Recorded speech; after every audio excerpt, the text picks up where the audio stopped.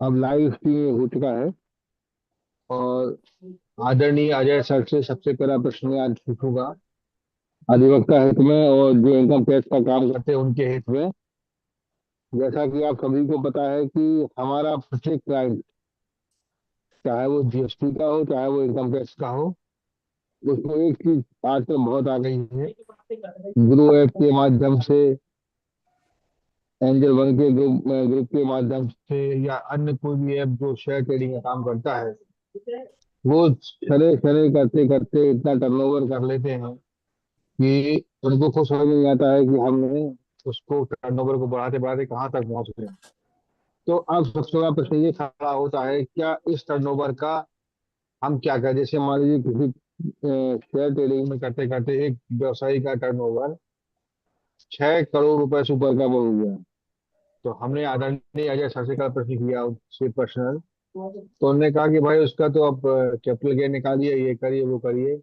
तो उसका विस्तार पूर्वक जवाब प्राप्त करने के लिए मैं निवेदन करूंगा अजय सर से कि थोड़ा इस विषय पर हम लोगों को प्रकाश डालें, जिससे हम लोग को ये चीज समझ में आ जाए कि हम इसको आगे जाके, चाहे वो टर्नओवर 1 रुपए का हो, चाहे वो 1 करोड़ का हो, तो चाहे वो कितने का टर्नओवर, लेकिन वो हमारा इनकम टैक्स का एक पॉइंट है और वो हमें भरना ही पड़ेगा। तो मैं निवेदन करूंगा अजय सर से कि इस प्रश्न का जवाब थोड़ा विस्तार पूर्वक देने की कृपा करें। नमस्कार हर्ष साहब, शैलेश जी नमस्कार, और मेरे सभी दासियों को नमस्कार। शैलेश सर ने कल मेरे को एक इश्यू दिया था, कैपिटल गेन या बिजनेस इनकम का एक ट्रीटमेंट हमें देखना है। जो शेयर्स की हम लोग ट्रेडिंग कर रहे हैं, जो आजकल बहुत सारे ऐप आ चुके हैं या कमोडिटी मार्केट में हम ट्रेड कर रहे हैं, ये सब कर रहे हैं। तो इसके लिए सर मैं दो तीन चीजें पहले मैं आपको बताऊंगा कि एक तो हमारे पास कौन कौन से ट्रांजेक्शन होते हैं, उसके बाद हम थोड़ा सा समझने की कोशिश करते हैं कि ये बिजनेस इनकम की तरह असेस कब हो सकता है और कैपिटल गेन की तरह कब असेस हो सकता है। बिजनेस इनकम में भी इसके दो पार्ट आ जाते हैं, किस केसेस में स्पेकुलेटिव बिजनेस होगा, कौन केसेस में नॉन स्पेकुलेटिव बेसिस होगा। क्योंकि इससे इंपॉर्टेंट इश्यू इसलिए है क्योंकि इसमें बिजनेस इनकम आने में मेरे को बुक्स ऑफ अकाउंट्स रखना पड़ेगा, स्पेकुलेटिव और नॉन स्पेकुलेटिव आने में मेरे को सेट ऑफ लॉसेस का एक बहुत बड़ा इशू रहता है, कैरी ओवर का बहुत बड़ा इशू रहता है। तो सबसे पहले मैं ट्रेड समझ लेते हैं, इसमें ट्रेड कौन कौन से होते हैं।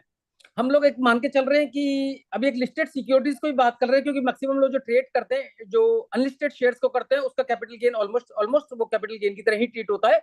अब हम लोग ले लेते हैं कि जो ऐप के थ्रू या स्टॉक एक्सचेंज के ट्रांजेक्शन के थ्रू ट्रीट कर रहे हैं, तो हम अपने जो आज हम डिस्कस कर रहे हैं, मान के चलेंगे हम लिस्टेड कंपनियों के ट्रांजेक्शन या जो किसी रिकॉग्नाइज स्टॉक एक्सचेंज में हम ट्रांजेक्शन हो रहे हैं, ऑलमोस्ट उसके थ्रू ही हम बात कर रहे हैं। कोई किसी का स्पेसिफिक कोई इशू होगा तो उसको हम लोग उसको उसका एक सेपरेट ट्रीटमेंट ले सकते हैं सर। लिस्टेड शेयर्स में मैं लिस्टेड इक्विटी शेयर्स ही मेनली डील करता हूं, मैं डिवेंचर्स को डील करता हूं। उसके बाद शेयर्स में मेरा दो तरह से हो सकता है, एक मेरा लॉन्ग टर्म और शॉर्ट टर्म हो सकता है, जो मेरे पीरियड ऑफ होल्डिंग के ऊपर डिफाइन करता है कि मेरे 12 महीने से ज्यादा की होल्डिंग है तो क्या होगा ट्रीटमेंट, शॉर्ट टर्म है तो किस पीरियड का रहेगा। डिवेंचर्स में इस ईयर का थोड़ा सा क्रुशियल पीरियड ये मेरे लिए ये रहेगा कि 23 जुलाई से पहले का होगा उसका ट्रीटमेंट क्या होगा, और दूसरा क्या रहेगा उसके बाद के ट्रांजेक्शन क्या रहेगा, प्लस 1/4/23 से पहले के मैंने शेयर्स डिवेंचर अक्वायर किए थे उसका ट्रीटमेंट थोड़ा सा अलग है। 1/4/23 के बाद मैं डिवेंचर्स लूंगा, जो मार्केट लिंक डिवेंचर्स आ रहे हैं, अब वो नेसेसरली वो शॉर्ट टर्म कैपिटल गेन की तरह ही असेस्ड होंगे, जिसका नॉर्मल रेट जो मैक्सिमम स्लैब ऑलमोस्ट 30% होता है, उसी पे वो टैक्सेबल होंगे। तो जो टैक्स स्लैब का क्वेश्चन है सर, मार्केटिंग डिवेंचर्स में बिजनेस और उसमें अंतर नहीं रहेगा, लेकिन बुक्स ऑफ अकाउंट्स और अदर कंप्लाइंस का उसमें इशू आ जाता है। तीसरा एक ट्रांजेक्शन मेरा होता है, शेयर्स का ही मैं ट्रांजेक्शन करता हूं। मैंने आज खरीदा और आज ही उसको बेच दिया, मीनिंग देयर भाई बिना डिलीवरी के मैंने उस ट्रांजेक्शन को स्क्वायर अप कर दिया, जिसको मैं इंट्राडे ट्रांजेक्शंस बोलता हूं। इंट्राडे ट्रांजेक्शंस में बिना डिलीवरी के कोई ट्रांजेक्शंस होता है जिसको सेक्शन 43(5) डील करता है, उसको रेस्पेक्ट में देना पड़ेगा, उसका ट्रीटमेंट क्या होगा। चौथा होता है, एक मैं कमोडिटी को परचेज करता हूं, एक मार्जिन मनी में देकर उस ट्रांजेक्शन को खेलता हूं। कमोडिटी को भी करता हूं मैं, एफ एंड ओ को भी कर सकता हूं मैं, दोनों ही होते हैं मेरे। फ्यूचर एंड ऑप्शन शेयर्स में भी कर सकता हूं मैं, डेरिवेटिव्स में भी कर सकता हूं, और जिसको मैं बोलता हूं या कमोडिटी में भी कर सकता हूं। अब हम इसके ऊपर ये तरह एक तरह के नेचर ऑफ ट्रांजेक्शन है। कोई और कोई ट्रांजेक्शन है जो किसी की नॉलेज में हो सर?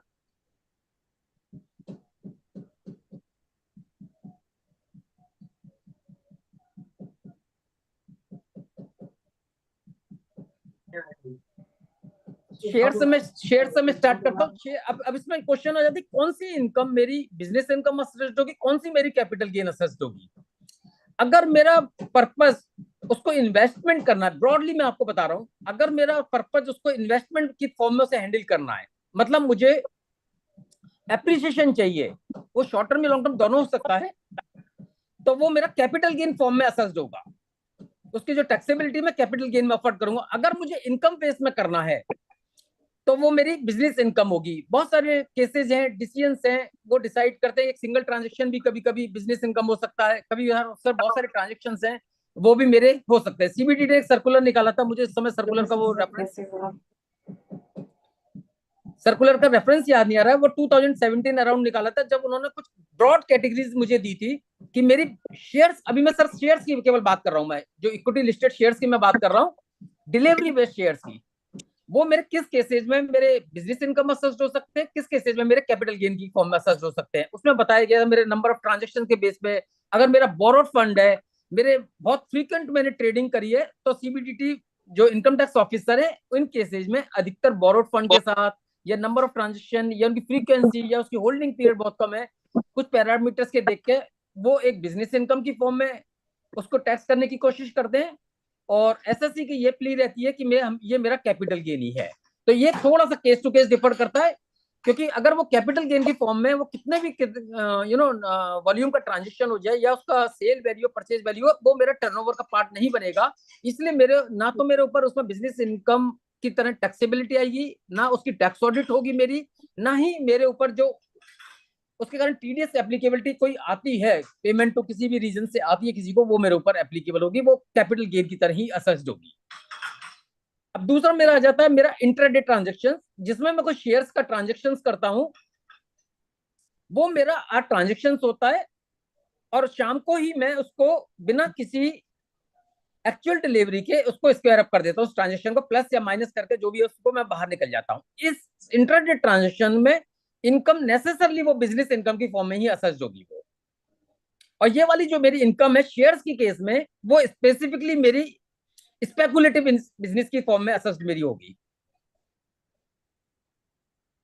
अब इसके बाद दूसरे दो और आ जाते हैं मेरे F endo income and commodity. इनका ट्रीटमेंट ऑलमोस्ट सेम है। F endo income and derivatives के केस में मेरी जो इनकम है वो बिजनेस इनकम की फॉर्म में असेस्ड होगी, वो कैपिटल गेन की फॉर्म में असेस्ड नहीं होगी। लेकिन इसमें एक सवाल ये होता है कि मेरा टर्नओवर कितना रहेगा।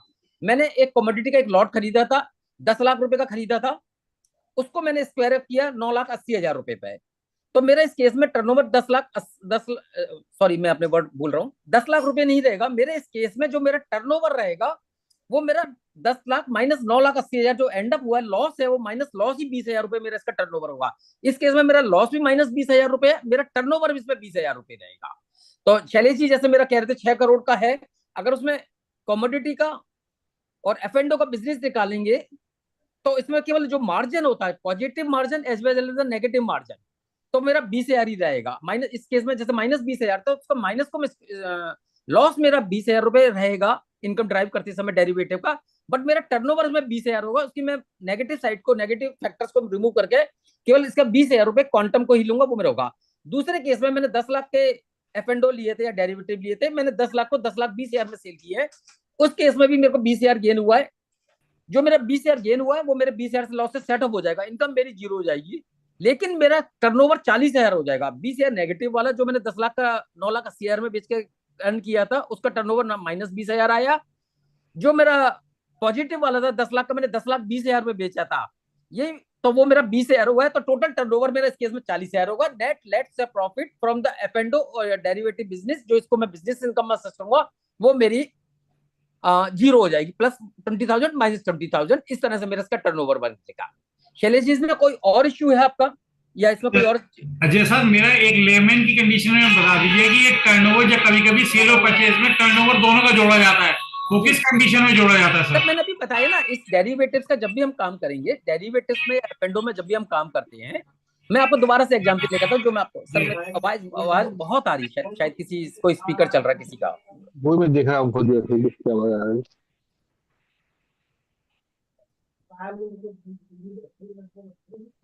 सर ये हम टर्नओवर का मैं काफी गलती करते हैं, क्योंकि उसमें फिर वो इनकम टैक्स ऑफिसर क्या होता है, एक तो इनकम हेड कर देते हैं, फिर वो ऑडिट्स की एक पेनल्टी लगाना शुरू कर देते हैं सेटअप। मैंने एक 10 लाख रुपए का लॉट बाय किया था या सेल किया था, कुछ भी कर सकते हैं, मैं एक शब्द लेता हूँ जो मैं F&O में डील करता हूँ। मैंने 10 लाख रुपए का एक बाय किया था, उसको मैंने 9,80,000 में स्क्वायर अप कर दिया ट्रांजेक्शन को। ठीक है, रोल ओवर रोल ओवर करा जितनी बार भी करा, बट वो एंड हुआ 9,80,000।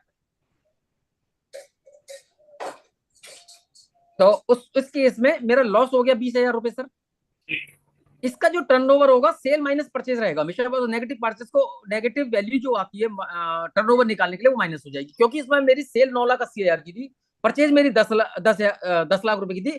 तो एक तरह से इसकी टर्नओवर माइनस 20,000 हो गई जी। लेकिन इसके माइनस को फैक्टर को मैं रिमूव कर दूंगा, इसको 20,000 मान लूंगा बस। ठीक है। अब दूसरे केस में मैंने 10 लाख का लॉट लिया था या सेल किया था, उसको मैंने 10,20,000 में सेल कर दिया।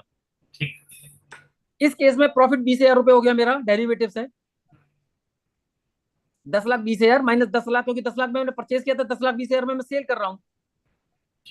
तो 20,000 का मेरा प्रॉफिट होगा जो मेरे इनकम को ऑफर करेगा बिजनेस इनकम। बट इसका टर्नओवर जो मैं निकालूंगा दोबारा से 10,20,000 माइनस 10 लाख करूंगा तो ये 20,000 रुपए आएगा। तो पहला टर्नओवर मेरा माइनस 20,000 था, उसके नेगेटिव फैक्टर को मैं इग्नोर कर दूंगा, माइनस 20,000 को मैं 20,000 कंसीडर करूंगा। इस वाले केस में भी 20,000 था, तो 20,000 का 20,000 का, तो टोटल टर्नओवर इन दो ट्रांजेक्शन में मेरा 40,000 आएगा।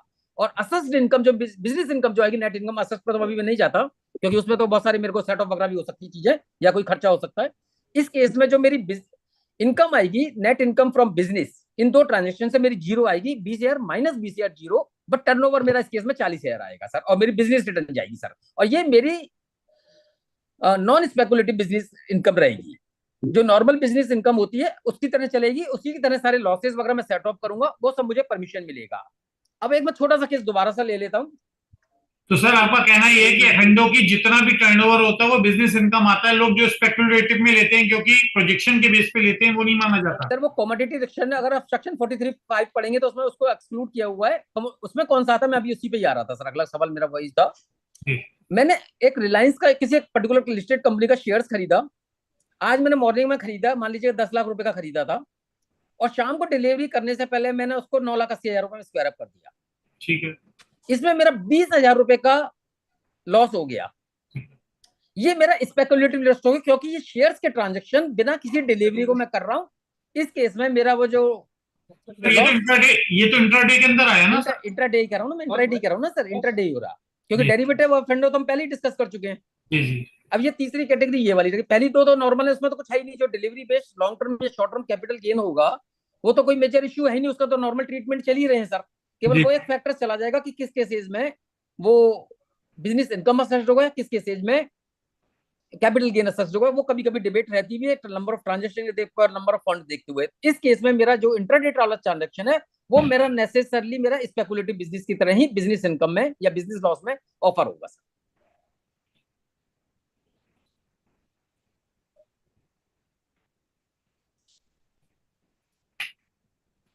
सर एक क्वेश्चन और था सर।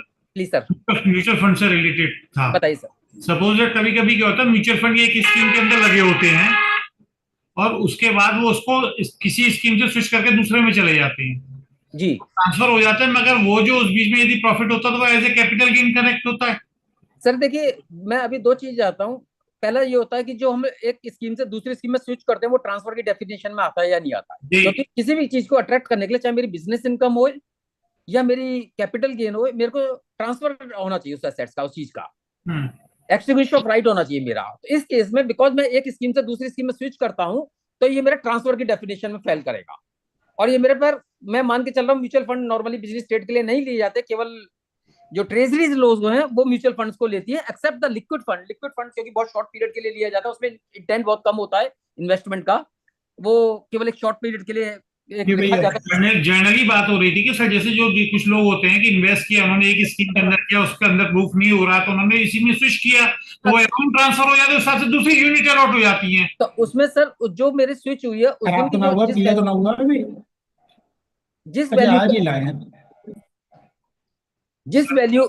जिस वैल्यू पे मैं ट्रांसफर कर रहा हूँ स्विच हो रही है सर, वो मेरा सेल कंसिडरेशन रहेगा। जी और जिस वैल्यू पे मैंने परचेज करी थी वो मेरी परचेज बेस को उसके हिसाब से जो शॉर्ट टर्म उसकी होल्डिंग के बेस पर लॉन्ग टर्म या शॉर्ट टर्म होता है। हाँ, बहुत सारे रिटर्न्स में मैंने ऑब्जर्व किया सर, था उसके बिकॉज अंदर भी कुछ चीज पूछी जाती, कुछ और भी डिफरेंसेस माना जाता है कि ये इक्विटी है या कुछ और है, उससे आप। अच्छा अच्छा, अब म्यूचुअल फंड की कैटेगरी पे आता हूँ। अब म्यूचुअल फंड की कैटेगरी, इसमें म्यूचुअल फंड की नॉर्मली दो ही कैटेगरी होती है, इक्विटी और डेट। जी इक्विटी का ट्रीटमेंट इक्विटी लिस्टेड शेयर जो 112 में दे रखा है उसके हिसाब से होता है। डेट का ट्रीटमेंट अदर देन 112 वाला हो जाता है।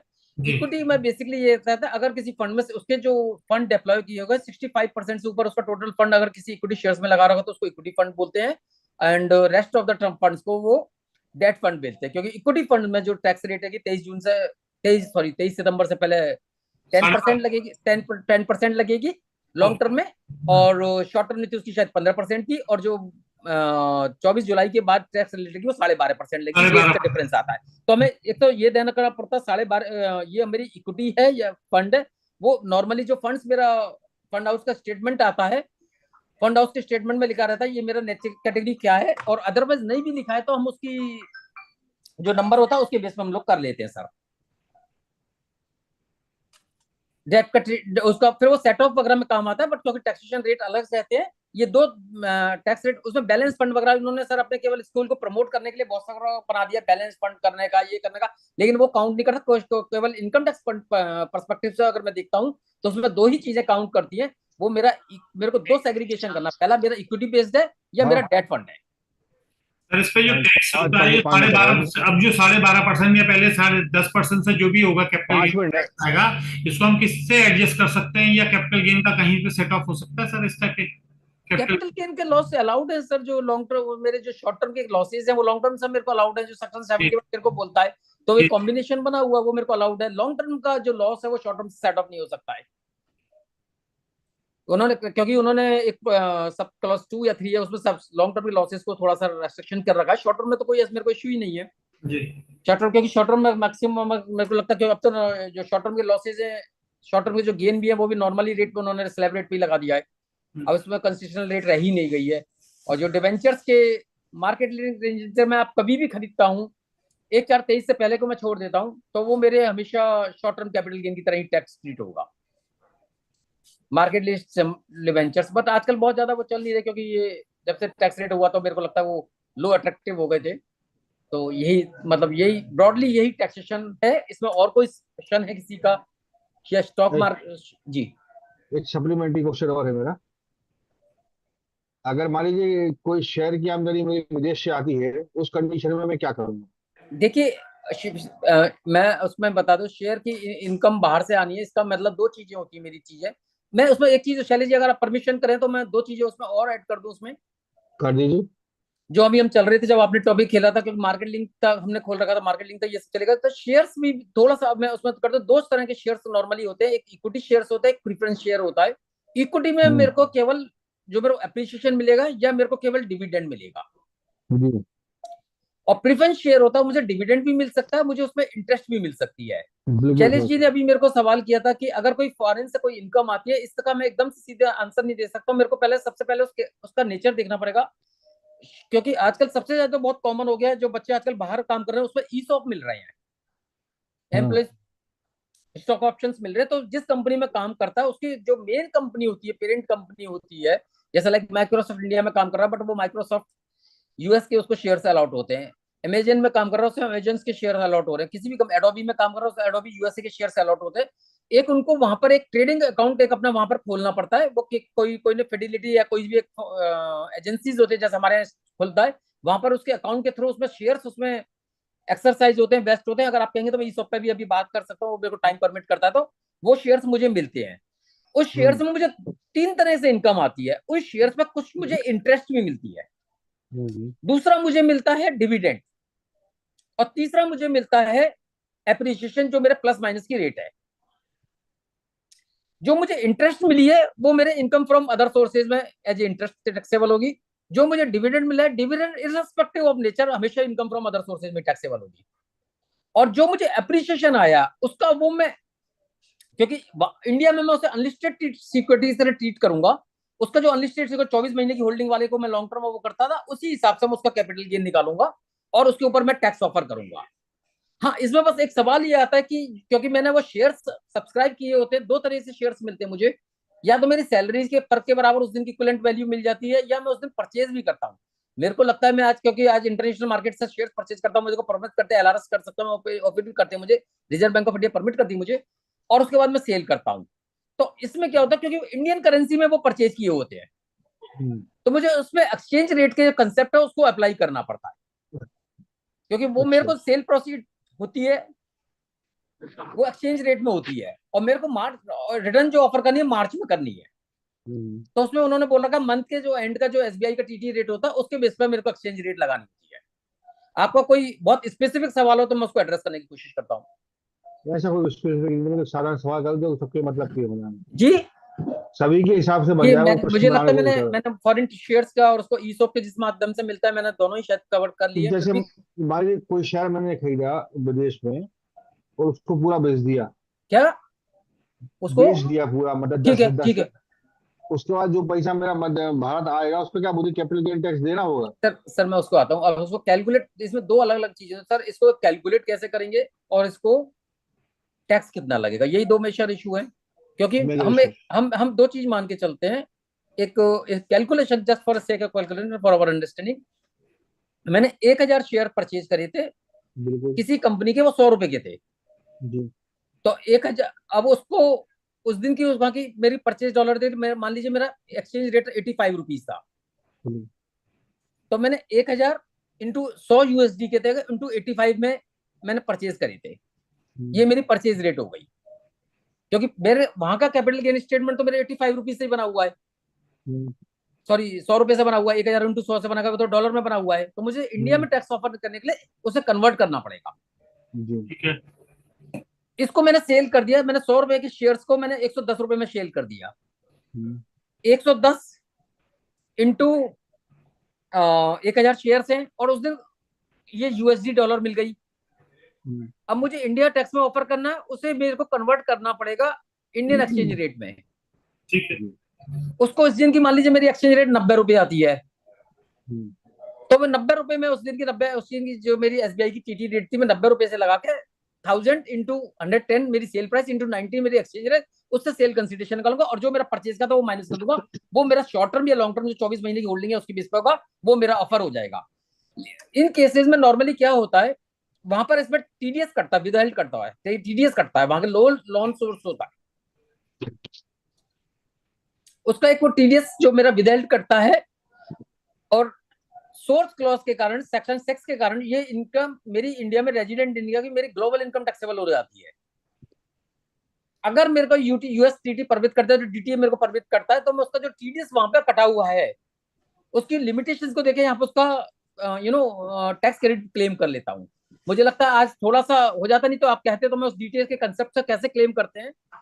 फॉर्म नंबर 67 जाता है और उसका सर्टिफिकेट जाता है, जो मेरा बाहर टैक्स कटता है उसको मैं टैक्सेशन को यहाँ पर कैसे ऑफर करता हूँ, वो भी मैं एक बार को अगर आप कहते तो मैं आज उसको भी डिस्कस कर लेता। लेकिन वो मेरे को लगता है काफी थोड़ा समय ले लेगा, ज्यादा होता है वो थोड़ा सा।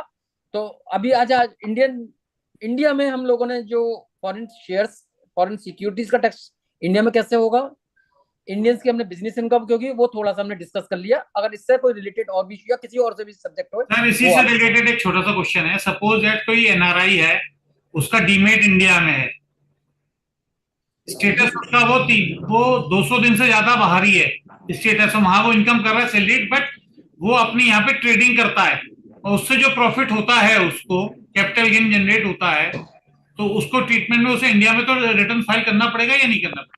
सर देखिए, आपके दो सवाल थे, वो रेजिडेंट इंडियन है या नॉन रेजिडेंट है, इंडियन सोर्स से उसको इनकम हो रहा है, तो इसके इंडिया में डीम्ड इनकम, उसकी यहाँ इनकम टैक्सेबल हो जाती है। जी। ठीक है, वो क्योंकि बहुत फ्रीक्वेंटली, जो आपके शब्द से मुझे लगा बहुत फ्रीक्वेंटली ट्रेडिंग कर रहा है, तो एक इशू आएगा, वो बिजनेस इनकम होगी, कैपिटल होगी, ये हमेशा एक ग्रे लाइन रहती है, वो हमेशा डिबेट रहेगी, हमेशा ही डिबेट रहेगी सर, हमेशा ही डिबेट। क्योंकि हम लोग हमेशा, राजेश जी। जी नमस्कार। हम लोग हमेशा यही कहेंगे कि वो एक कैपिटल गेन है, क्योंकि टैक्स स्लैब का बेनिफिट लेने के लिए, और उनका रहता है बिजनेस कंप्लायंस के लिए। जी।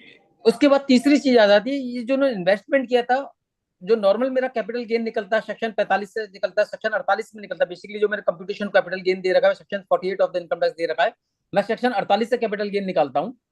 उसके बेसिस पे मैं इनकम को ऑफर कर देता हूँ। अगर वो, अब दो ऑप्शन होते हैं, क्योंकि उसका यहाँ पर कोई एनआरओ अकाउंट खुला हुआ है यहाँ पर और मैंने इंडियन सोर्स से खरीदा है, तो एब्सोल्युटली मेरा सेक्शन 48 से निकलेगा, उसमें सेक्शन 48 लगा के मैं उसको निकाल सकता हूँ। तो सर यदि वो जब जब इंडिया में रहा तब का उसका वो पैसा हो तो? सर एक मिनट सर, एक मिनट सर, एक मिनट, दो इशू है सर। उसका पैसा कोई सा भी हो बट इंडियन करेंसी से परचेज किया गया, उसका सोर्स वैल्यू अगर इंडियन करेंसी है तो सेक्शन 48 को इन्वोक कर सकता है। नॉर्मल जैसे मैं, आप निकाल रहे हैं, रेजिडेंट निकाल रहा है, मैं निकाल रहा हूँ, वो इसी तरीके से निकाल सकते हैं।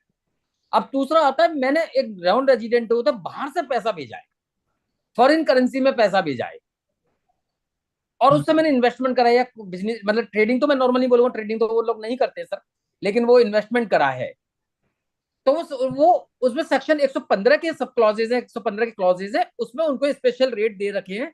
उसके बेसिस पे वो कैपिटल गेन उसमें भी एक्सरसाइज कर सकते हैं, वो नॉर्मल सेक्शन 48 के थ्रू नहीं जाएंगे। अगर वो फॉरेन फंड से था, उसके फॉरेन एक्सचेंज से उसने एक्वायर किए थे शेयर्स, जो उसको परमिट करता है, तो उसके लिए सेक्शन 115 के कुछ सेक्शंस हैं, वो उसको डील करते हैं। 115 डी है शायद, 115 ई है, वो डील करते हैं, उसके बेसिस पे उसका कैपिटल गेन टैक्स निकल जाता है, और वो टैक्स रेट डिफाइन भी करता है, उस टैक्स में उसका ऑफर होता है सर।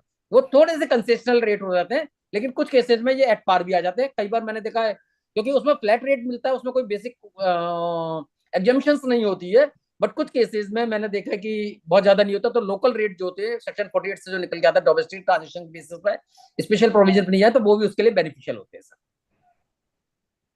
सही।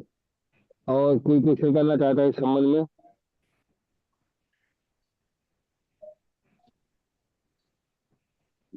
अपना हैंड रेज कर दे, जिसको भी करना है, आइकन बना हुआ है हैंड रेज का। सर एक क्वेश्चन मैं अपनी तरफ से रेज कर दूं? जी हाँ सर। हाँ, करिए ना। सर देखिए, बिकॉज 30 जून अभी गई है, करीबन 1.5 लाख स्क्रूटनी में केसेस लिए गए हैं, तो अभी सभी के अक्रॉस इंडिया आए हैं, 1.5 लाख केसेस आए हैं। मुझे लगता है 143(2) सभी को नोटिस आ चुके हैं, जो केसेस स्क्रूटनी में आए थे 143। तो मेरा उसमें कहना है, दो चीजें कहना है। एक तो वो चेक कर लीजिए, 132 का नोटिस जो है वो 30 जून के रात को 12 बजे तक आपके पास आ जाना चाहिए, क्योंकि लॉ ऑफ लिमिटेशन में चैलेंज करना है तो उसको करना है। और दूसरा, मैक्सिमम लोगों की ये व्यू रहता है कि 143 केवल स्क्रूटनी में लेटेस्ट होता है, उसका कोई हमें जवाब नहीं देना है, हमें जो 142(1) आएगा उसका हमें जवाब देना होता है। 143(2) का कोई भी नोटिस आता है तो उसमें उन्होंने बड़ा स्पेसिफिकली ले रखा है, जिसके बेसिस पे आपने रिटर्न बनाई है आप उसकी कंप्लाइंस करें, उसका एक बेसिस दे। तो मेरा मानना होता है कि उसमें एक कंप्यूटेशन ऑफ इनकम और भी कोई डिटेल्स जो बहुत रिलीवेंट होती है, बैलेंस शीट वगैरह, वो उसको अपलोड करें। नहीं तो 272(1)D की जो एक मेरे 142(1) की तरह होता है एक पेनल्टी, वो में इनिशिएट कर सकता है कि आपने इस इस सेक्शन का नॉन कंप्लाइंस किया है। तो जो भी मेरा basis of driving the taxable income होता है, जो मैंने रिटर्न में भरी है, जो भी एक मेन बेसिस हो सकते हैं जिस भी चीज के, वो उसमें मेरे को लगता है एक रेस्पॉन्स जरूर फाइल करना चाहिए, क्योंकि उसमें एक डेट भी वो देते हैं, उस डेट तक कंप्लाइंस करनी है। तो ये मेरे को 272(1)D से भी प्रोटेक्ट करता है, फर्स्ट। दूसरा, इसके जो 142(1) में आता है, नॉर्मली इसमें आजकल गैप लेते हैं, वो पहले तो बहुत जल्दी आ जाता था जनरल, अब नहीं देते, तो वो इस बैलेंस शीट के बेस पे एनालिसिस करते हुए 142(1) का जो नोटिस देते हैं, किसी एक्सटेंट तक बहुत जनरल नहीं आता, वो इससे रिलेटेड ही फिर आता है। तो मेरा ये सभी को सजेशन रहेगा कि 143(2) के नोटिस को रेस्पॉन्ड जरूर करें। ठीक है सर। अब प्रश्न इनकम टैक्स संबंधित कोई प्रश्न अगर आपका हो अदर देन शेयर, तो भी आप पूछ सकते नहीं, हैं। अदर देन शेयर नहीं, शेयर्स भी पूछ सकते हैं सर, ऐसा किसी के ऊपर हाँ। बैरियर नहीं लगाया, क्योंकि आपने दोनों क्वेश्चन आपके हो चुके हैं। किसी नहीं को सर, पूरे इनकम टैक्स ट्रस्ट को छोड़ के आप सर किसी पे भी पूछे, कोशिश नहीं, करूंगा कई सर। लोग, मैं कहने का आशा ये था, कई लोग सबको जो फंसा देंगे, अभी शेयर का काम चल रहा है, शेयर से संबंधित क्वेश्चन पूछना है, तो वो भी नहीं, आप स्वतंत्र है क्वेश्चन आज अच्छा पूछने के रह लिए। गया, आपने मुझे कल बता दिया था तो अच्छा रह गया था आज। हाँ, अच्छा रहता है सर। जी, मुझे चलिए, लगता है। 143(2) की नोटिस में क्या कंप्यूटेशन और बैलेंस शीट से फाइल करनी नहीं सर, कर दिया है? बेसिकली क्या बोलता है, किस चीज से आपने, जो आपका एक बेसिस होता है इनकम ड्राइव करने का, वो एक करना चाहिए। अगर आप चाहें तो बैंक स्टेटमेंट भी कर सकते हैं, अगर छोटे हैं तो कर सकते हैं, कोई बेसिस ड्राइव हुआ है कुछ है तो आप कर सकते हैं उसमें, जिसके बेसिस पे इनकम ड्राइव हुई है। हाउस प्रॉपर्टी हुई है, अगर आपका हाउस टैक्स का रिसीट है वो आप लगा सकते हैं, जो भी चीज हुई है सर आप लगा सकते हैं। कैपिटल गेन आया तो कैपिटल गेन का अगर स्टेटमेंट लगा सकते हैं।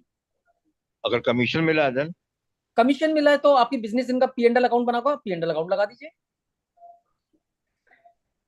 कमीशन इनकम 4480 तो मेरी जाएगी नहीं, इसलिए मैंने नॉट नेसेसरली मैंने प्रॉफिट लॉस अकाउंट और बैलेंस शीट बनाई होगी अपनी, या तो वो हम लगा सकते हैं उसको, जो मेरा बेसिस है इनकम ड्राइव करने का। या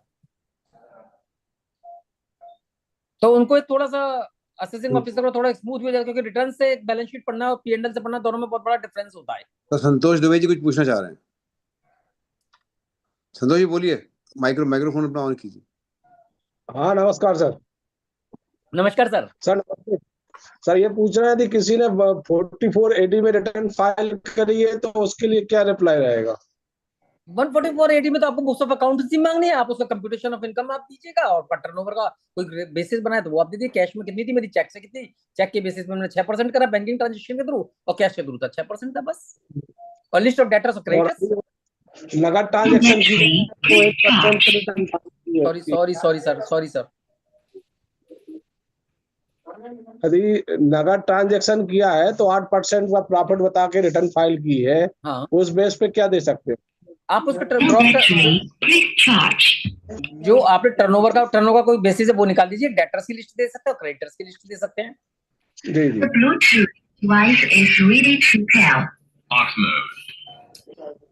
और सर एक सवाल और था।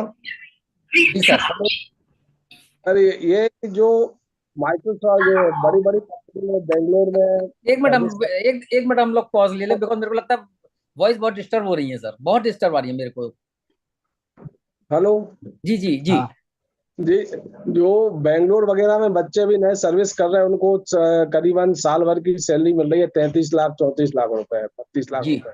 जी लेकिन कंपनी उसमें कुछ उन लोगों को शेयर दे देती है सर, मैंने अभी म्यूचुअल। अभी सर मैं आपकी बात सुनने से पहले ही बोला, मैंने अभी शैलेश जी को ये बोला था, एक ईसॉप का कंसेप्ट होता है, एम्प्लॉय स्टॉक ऑप्शन, जो मैं हाँ कह जी। रहा था कि माइक्रोसॉफ्ट इंडिया में काम कर रहे हैं बट उन्हें माइक्रोसॉफ्ट यूएस के शेयर्स मिलते हैं। हाँ जी। तो जो ईसॉप मिलता है उसका जो इसमें 3 चीज होती है सर, ये काफी डिटेल चला जाएगा मेरे को, इसमें एक्सरसाइज करना होता है, बेस्ट होता है, किस समय क्या टैक्सेबल होता है इसका। इसकी 3 स्टेजेस होती हैं सर। एक्सरसाइज करना बेस्ट होते हैं, उसके बाद एक्सरसाइज करना होता है, उसके बाद सेल करते हैं। तो उसको मेरे को जो सैलरी में मिलते हैं उसके इक्विवेलेंट वैल्यू के जो शेयर्स मुझे मिले, जैसे यूएस के मिले, मैंने एडोबी में काम करा, मैंने एडोबी यूएस के मुझे शेयर्स मिलते हैं, उसकी जो इक्विवेलेंट वैल्यू होती है जिस दिन मैं एक्सरसाइज करता हूँ उसको वेस्ट करते समय मेरा कोई टैक्सेशन नहीं होता है, जिस समय मैं एक्सरसाइज करता हूँ उस समय मेरे पास जो कैपिटल गेन वो सॉरी सैलरी में एज ए परक्यूजिट मेरा वो टैक्सेबल हो जाता है सर। तो मैं सैलरी की पार्ट में टैक्सेबल हो जाता है, बट वो मेरी कॉस्ट ऑफ एक्विजिशन बन जाती है और पीरियड ऑफ होल्डिंग बन जाता है, जिसको ले बेसिस में कैपिटल गेन का बात करूंगा, जो शैलेश जी मेरे से दूसरे क्वेश्चन में उन्होंने पूछा था कि फॉरेन से जो शेयर्स की इनकम आती है वो नॉर्मली इसी तरह की आती है सर। तो अभी हम उसको तो सैलरी मानेंगे ना पूरा उसका जो सर जो पर्क मिले, फॉर्म जो 16 में। शेयर्स जो पर्क या शॉर्ट मिले वो सेक्शन 17 के अकॉर्डिंगली पर्क ही है सर, वो सैलरी में ही असर जाएंगे सर। जी ओके और सर थैंक एम्प्लॉयर उसमें टीडीएस काट के ही बेचता यू। हाँ तो टीडीएस काट के आता है जी। है ना। तो नॉर्मली ये क्या होता है वैसे सर, और अगर इसको डिटेल में जाएंगे थोड़ा सा कॉम्प्लिकेटेड होता है। ये जो टीडीएस कटता है सर वो अपनी पॉकेट से नहीं देता, उस शेयर्स में से कुछ शेयर सेल होते हैं, उससे वो उसका टैक्स जमा होता है। अच्छा जी। जी अब सर नमस्कार जी। ये सर नमस्कार जी। हमारे हमारे आज के वक्ता श्री CS कौशल कुमार जी आ चुके हैं। मैं उनसे निवेदन करूंगा कि अपना वीडियो ऑन कर लें। हमारे आज के मुख्य वक्ता पधार चुके हैं। हाँ, उनसे निवेदन करूंगा कि अपना वो वीडियो ऑन कर लें अपना। कौशल सर अपना वीडियो ऑन कर लें। एक मिनट सर, एक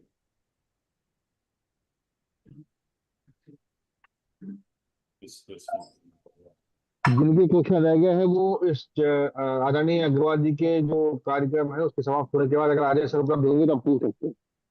शैलेश जी, अगर आपकी इजाजत हो तो मैं कब वो मेरी मीटिंग शुरू थी उसको अटेंड करूँ, उसके बाद मैं छह हाँ, सात आप आठ अरे होगा तो मैं उसका कर अरे लूंगा। आप अटेंड कर लें। आप मुझे फोन कर देना, मैं फोन कर लूंगा, अगर अवेलेबल हो तो मैं दोबारा ज्वाइन करके जितने भी क्वेश्चन है सर, जितनी भी देर तक होंगे, जितनी भी देर तक मैं कोशिश करूंगा एड्रेस करने की sir. Okay sir, okay sir, आप अटेंड कर लीजिए। Thank you sir, thank you for giving me opportunity sir, thank you sir. धन्यवाद, ओके।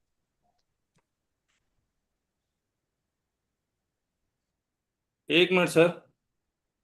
हाँ सर, बहुत देर से प्रतीक्षा कर रहे हैं आपकी। बस बस 2 मिनट। आपकी आवाज सुने वर्षों हो गए।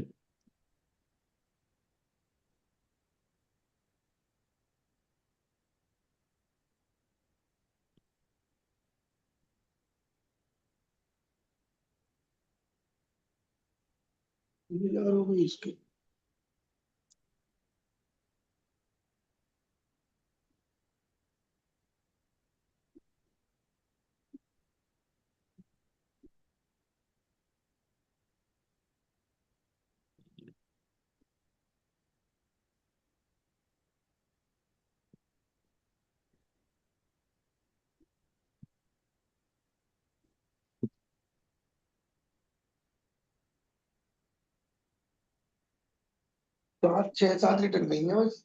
नमस्ते, नमस्ते to all of you. Shailesh ji नमस्ते, हर्ष जी नमस्ते। सर नमस्कार, सर नमस्कार, सर नमस्कार। के साहब नमस्कार। आज आप बहुत दिन बाद पधारे सर आज। बस आप लोग ने याद किया और हम आ गए। हाँ जी अग्रवाल साहब नमस्कार। नमस्ते नमस्ते अजय जी। अरे अजय जी क्या पहचान हाल है? नहीं? हाँ। नमस्कार के भाई। अरे संजय जी नमस्ते। मैंने कहा पूछ ले भाई साहब पहचान रहे नहीं पहचान रहे। बिल्कुल, हम लोग 1-to-1 मिले हुए हैं, मुझे याद है अच्छी जी तरह से। जी। तो बहुत अच्छा लग रहा है आप लोग से। मुझे लग रहा है तीसरी या चौथी बार हूँ आप लोग के साथ। तीसरी बार सर। तीसरी बार। जी थर्ड टाइम। और ये भी संयोग है कि आपका एक स्पीकर शायद नहीं आ पाया तो हमें बुलाया गया, जो और अच्छा रहा। मतलब हर्ष भाई ये बढ़िया पकड़ा इन्होंने।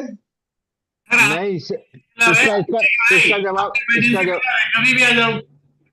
इसका जवाब मेरे पास ये है कि जैसे कहा जाता है कि दाने दाने पे का खाने वाले का नाम, तो वक्ता वक्ता में लिखा है उपवास के बिगड़ आने का नाम, जब उसका समय होगा उसको ध्यान आएगा अपने आप। हाँ हाँ नहीं हाँ, नहीं नहीं नहीं, ठीक बात। दाने दाने पे लिखा है खाने वाले का नाम। सही बिल्कुल सर, बात है, जिस दिन सही जिसका बात, नंबर होता है वो सब आ जाता है, चाहे जहां से आए हो। सही बात है। चलिए तो अब आज अधिकतर के लोग हमारे सरस्वती पुत्र श्री सी एस अग्रवाल साहब पधार चुके हैं। मेरी सबसे रिक्वेस्ट है, प्लीज अपने माइक्रोफोन म्यूट रखें। और सर के परिचय के लिए मैं रिक्वेस्ट करूंगा छतरपुर मध्य प्रदेश से श्री शैलेश जी से, शैलेश विश्वकर्मा जी से, कि उनका सर पहले परिचय दे दें। काफी लोग नए हैं हमारे साथ आज। हाँ हाँ, मैं सर सभी को प्रणाम। और मैं जीवन में दो अग्रवालों से सबसे ज्यादा प्रभावित रहा हूँ। एक जो आप जिनको आप सुन चुके हैं, हमारे अजय अजय अग्रवाल अग्रवाल जी, जी। जो हमारे गुरु भी हैं। और दूसरे हमारे जो सामने बैठे हुए हैं, कंपनी सेक्रेटरी श्री कौशल किशोर जी। तो उनका स्वागत करते हुए उनका परिचय देने में मुझे बहुत आनंद आ रहा है, और मैं आप सबको उनका परिचय रख रहा हूँ। पहले दो लाइनें उनके स्वागत में। ज्ञान की गंगा के पावन प्रवाह, अनुभव की गहराइयों के अथाह सागर, आपका स्वागत है इस मंच पर, जहाँ हर मन को है आपकी प्रतीक्षा और आपके विचारों की अनमोल धरोहर। ये आपके लिए। धन्यवाद। और कौशल किशोर जी अत्यंत अनुभवी प्रैक्टिसिंग कंपनी सेक्रेटरी, जीएसटी सलाहकार, प्रशिक्षक, वक्ता और लेखक है। आपको उद्योग इस काम करते करते 2 दशकों से अधिक वर्षों का अनुभव प्राप्त है। आपका व्यापक ज्ञान, आपका कौशल कर मामलों, कर रणनीति निर्माण, कर कार्यान्वयन और कर ऑडिट के संबंध में बहुत ही दक्ष और कुशल बनाता है। आपको कर नोटिस और अपील संभालने का बहुत गहरा अनुभव है। आप एक अत्यंत लोकप्रिय वक्ता और प्रशिक्षक हैं।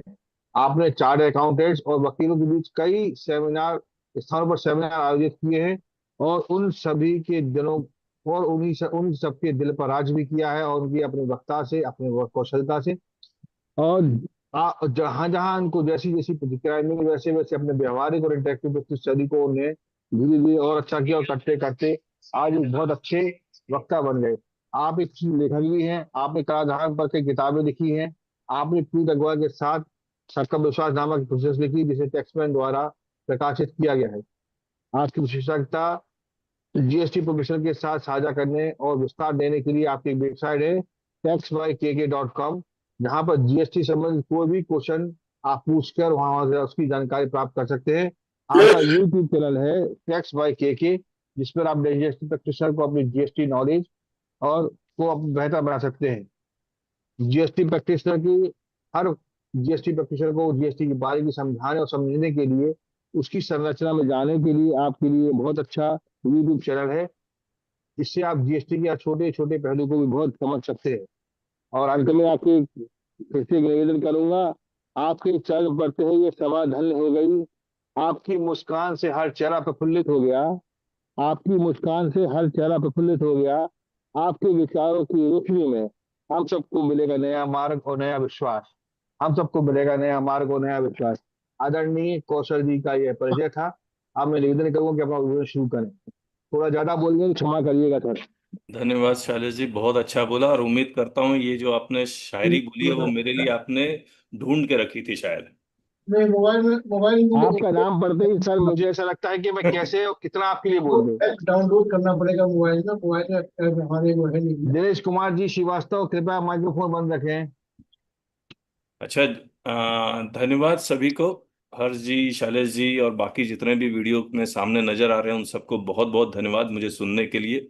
लेकिन एक रिक्वेस्ट आप सभी से है, जो लोग जिन लोगों ने भी वीडियो ऑन किया हुआ है, कृपया इसी में ही स्क्रीन में मुझे ही ध्यान दें और कहीं ध्यान मत दें। पता लगा फोन कर रहे हैं या फिर नोट गिर रहे हैं या चाय की चुस्की ले रहे हैं तो मुझे डिमोटिवेशन होगा। अगर आप सो के सुन रहे हैं तो प्लीज वीडियो ऑफ कर दीजिए और आराम से बैठ के सुनिए, क्योंकि जो हमने टॉपिक लिया है वो बहुत इंपॉर्टेंट टॉपिक लिया हुआ है, रेट नोटिफिकेशन का। ये रेट नोटिफिकेशन कैसे पढ़ना है उसी के बारे में हम लोग बेसिकली आपको बताने वाले हैं। तो मैं क्या करता हूं, मैं सबसे पहले अपना स्क्रीन शेयर कर लेता हूं ताकि मैं आपको दिखला सकूं कि कैसे रेट नोटिफिकेशन पढ़ा जाता है।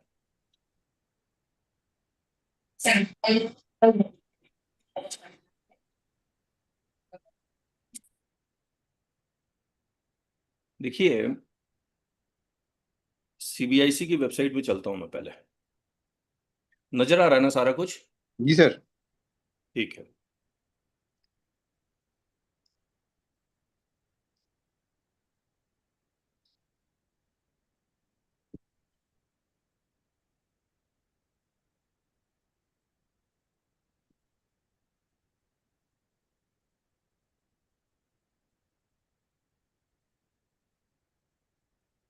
ये GST notification,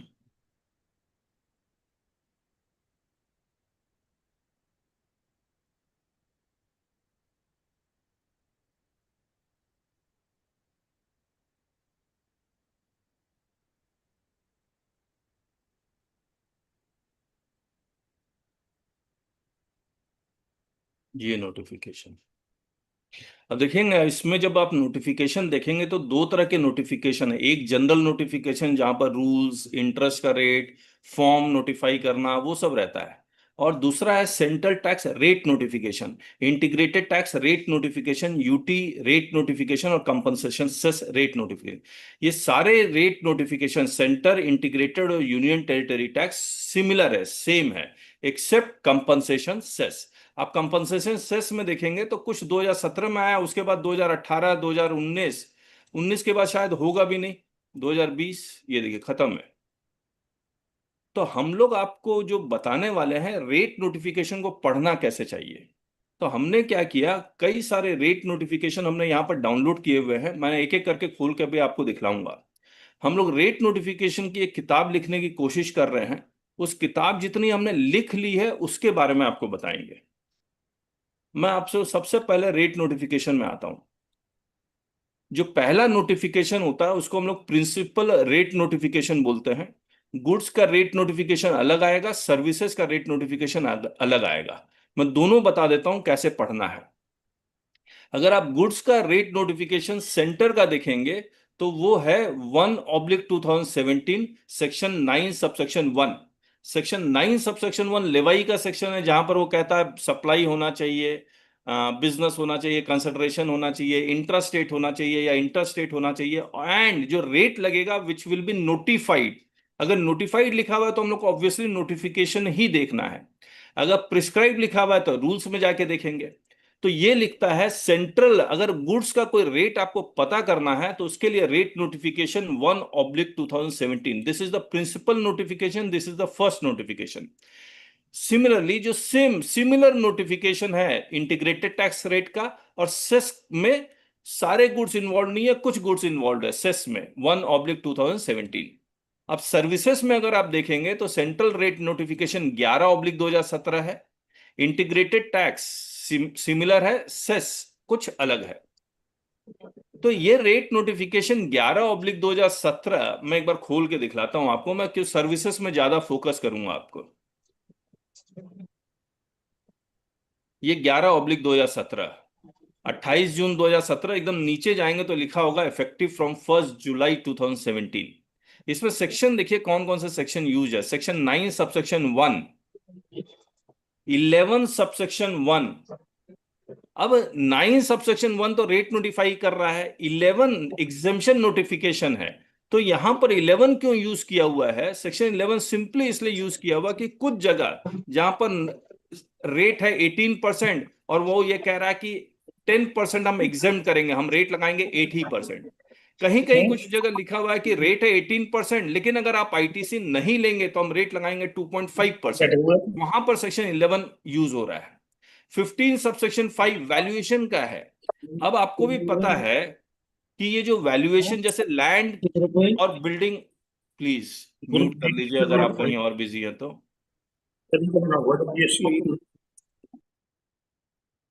section 15 subsection 5 valuation का है।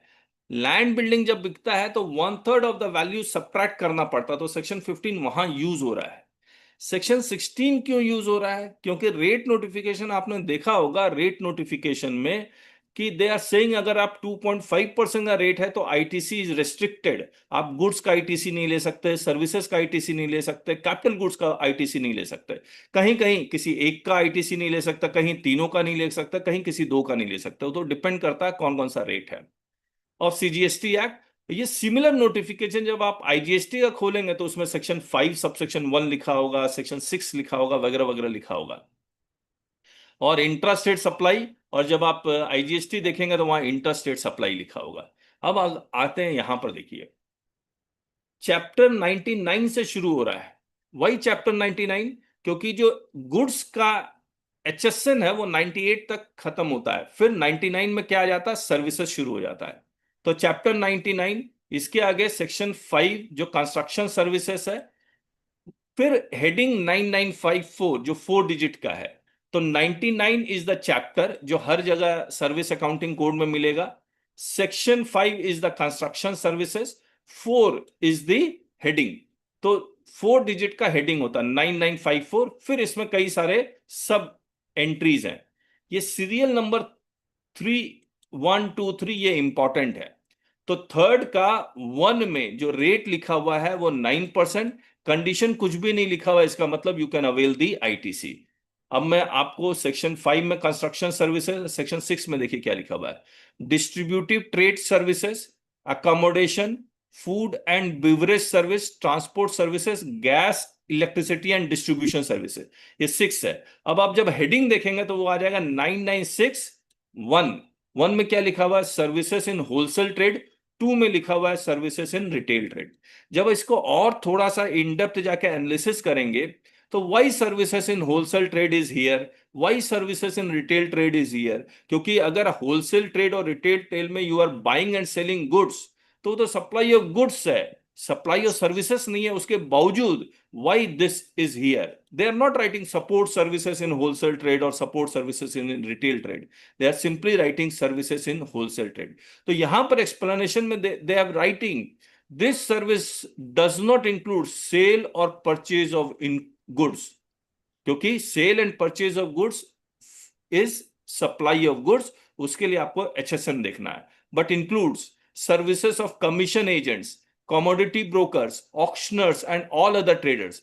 अगर आप थोड़ा सा और इन डेप्थ देखेंगे तो दो तरह के एजेंट है, एक पक्का agent who issues invoice on behalf of the principal, and एक कच्चा agent who does not issue invoice, simply receive the commission.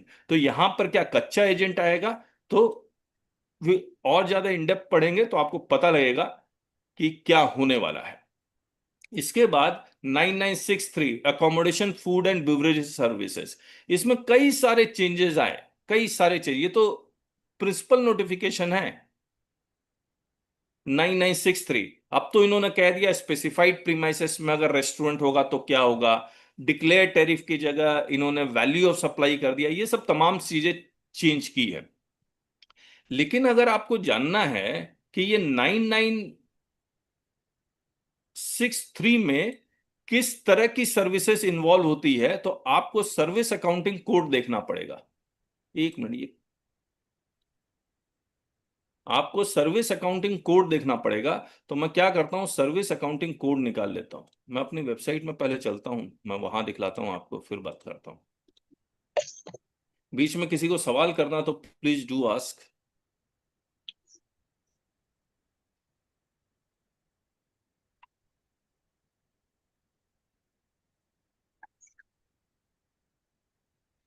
GST rates on services, service accounting code देखेंगे आप तो उसमें दो डॉक्यूमेंट आपको इन्वॉल्व होंगे। एक है सर्विस अकाउंटिंग कोड, दूसरा explanation notes to service accounting code.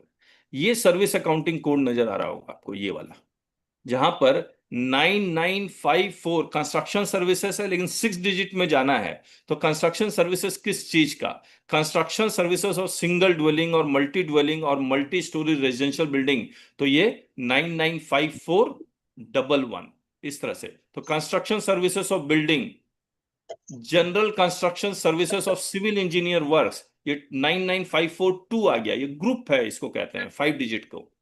फिर 43 में साइट प्रिपरेशन सर्विस, 44 में assembly and erection of pre fabricated construction. तो अगर आपका क्लाइंट कोई कंस्ट्रक्शन वाला है तो यहां से आपको सर्विस अकाउंटिंग कोड के बारे में पता लगेगा। लेकिन इसके एक्सप्लेनेटरी नोट्स भी पढ़ने बहुत जरूरी हैं। मैं क्या करता हूं, मैं इसके explanatory notes to service accounting code में आता हूं, और इसमें गलतियां बहुत है, याद रखिएगा। ये सारे सर्विस अकाउंटिंग कोड है। 9963 में आता हूं, ये देखिए 54, ये 63। Accommodation food and beverages services, accommodation service, this group includes accommodation service provided for the purposes of leisure or business or others। ये देखिए 99631 accommodation services। अब फूड एंड बिवरेजेस भी इसी में है, तो वो तो यार 99632 में होगा या 3 में होगा। तो मैं नीचे चलता हूं, ये देखिए अदर अकोमोडेशन सर्विसेज 2 में है। फिर 3 में आते हैं तो food, edible preparation, alcoholic and non alcoholic beverages serving services, ये 9963 में। तो हमने क्या किया, अपनी किताब में ये सर्विस अकाउंटिंग कोड को मिक्स कर दिया ताकि पढ़ना आसान हो जाए। देखिए मैं दिखलाता हूं।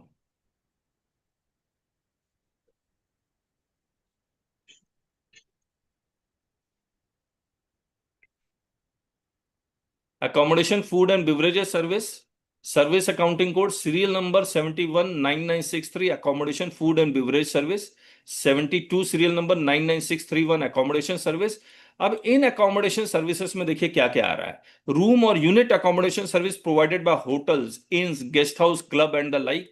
Camp site services, recreational and weekend camp site, other accommodation services. अब अदर अकोमोडेशन सर्विस में हॉस्टल ये सब इसमें नहीं था, होटल ये सब में। अब अदर अकोमोडेशन सर्विस में देखिए रूम और unit accommodation services for students in student residences, room और unit accommodation services provided by hostels, camps, paying guest and the like. Food में आते हैं हम, other unit, food, edible, alcoholic, non alcoholic, services provided by restaurant, services provided by hotel, service provided in canteen, services, catering services in exhibition halls, catering services in train, flights and the like, other contract food services, other food edible। तो यहां से आपको 6 digit का service accounting code मिल जाएगा। अब तो उन्होंने mandatory भी कर दिया, जीएसटीआर 1 में आपको 6 डिजिट मैंडेटरी है जिनका टर्नओवर 5 करोड़ से ऊपर है। तो this is the way you have to find out. मैं दोबारा से नोट, अच्छा यहां तक किसी का कोई सवाल है तो कीजिए, फिर मैं आगे बढ़ता हूं। इधर में हैंड रेज कर लीजिए अगर किसी का सवाल हो। चलिए ठीक है, अब आगे आते हैं हम लोग। ये 11/2017 है, जहां पर हमने बताया कि ये 9963 पे रेट क्या है, 6% है। लेकिन 9963 के जितने भी सर्विसेज हैं, ये 9963 के जितने भी सर्विसेज है 6 डिजिट के तक, सब पे रेट क्या हो जाएगा, एक तरह से यहां पर लिखा हुआ supply by way of or as a part of any service being food or any other article for human consumption. तो 9963 में जब आप देखेंगे और फूड देखेंगे तो फूड कहां है, यहां से शुरू है 99633 तक, और फिर यहाँ 31, 32, 3333, 34, कहीं एक जगह आप फॉल करेंगे आप। और इसमें कहीं लिखा हुआ है एसी होना चाहिए, वो सब जो पुराना है, पुराना है ये। तो हमने क्या किया, हम लोग जो किताब लिख रहे हैं, मैं आपको एक बार दिखलाता हूं।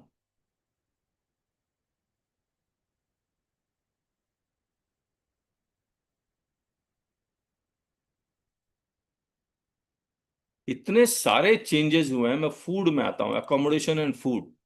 ये जब जब चेंज हुआ तो हमने क्या किया, एक टेबल बना दिया। Serial number 7, accommodation food and beverages services.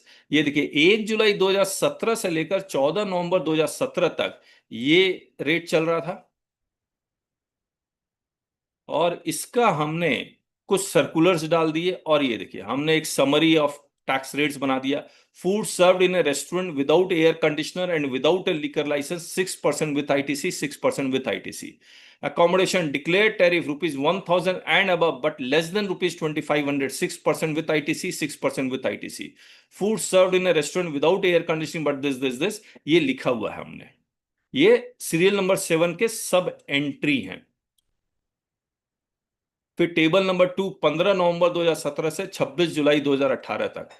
तो इस तरह से करके, और फिर हर एक का समरी टेबल बना दिया हमने। याद रखिएगा। मैं आपको कुछ चीजें और बताता हूं, रुकिए।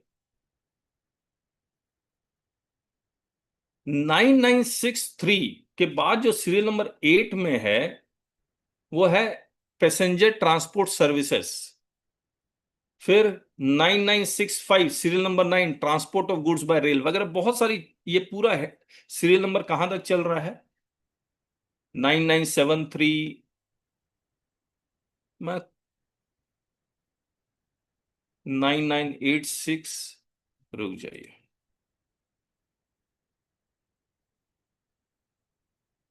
ये रेट नोटिफिकेशन आ गया 11/2017, जिसमें सीरियल नंबर भी है, सर्विस अकाउंटिंग कोड भी है, और कुछ उसके डिस्क्रिप्शंस भी है। This should be read with service accounting code. मैं 12/2017 दिखलाता हूं, जो एग्जाम्शन नोटिफिकेशन है। आप एग्जाम्शन नोटिफिकेशन देखिए, यहां क्या लिखा हुआ है। Chapter 99 services by an entity registered under section 12AA of the income tax act by way of charitable activities. Chapter 99 Services by way of transfer of a going concern as a whole or an independent part thereof। यानी कि मैं factory को as it is बेच दूंगा तो उसका service accounting code में simple chapter 99 लिखा हुआ है। अब अगर मैं आपसे पूछूं कि अगर मैं फैक्ट्री एज ए होल बेच दूं तो उसका मैं 6 digit HSN service accounting code क्या मुझे पता लग सकता है? हेलो।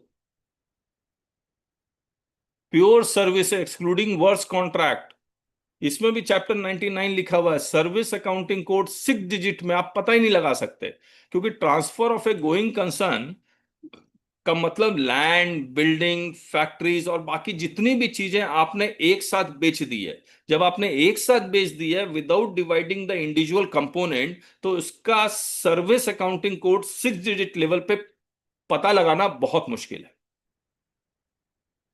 ये देखिए सब में चैप्टर 99, ये एग्जाम्शन नोटिफिकेशन है इसलिए नील है। एक चीज मैं ओपनिंग पैराग्राफ दिखला देता हूं। इसमें ओपनिंग पैराग्राफ में क्या लिखा हुआ है, सेक्शन 11 एग्जाम्शन नोटिफिकेशन, और कोई सेक्शन नहीं लिखा हुआ है इसमें, ओनली सेक्शन 11। लेकिन अब देखिए यहां पर, यहां भी हेडिंग 9954 लिखा हुआ है। रेट नोटिफिकेशन में भी जाएंगे तो आपको 9954 मिला था। क्या मतलब समझेंगे आप? एग्जाम्शन नोटिफिकेशन और रेट नोटिफिकेशन दोनों में आपको 9954 मिल रहा है, 9954 123। और एग्जाम्शन नोटिफिकेशन में भी 9954 serial number 10, 9954 serial number 11। What is the significance? तो हमने क्या किया, एग्जाम्शन नोटिफिकेशन और रेट नोटिफिकेशन को एक साथ लिंक कर दिया है।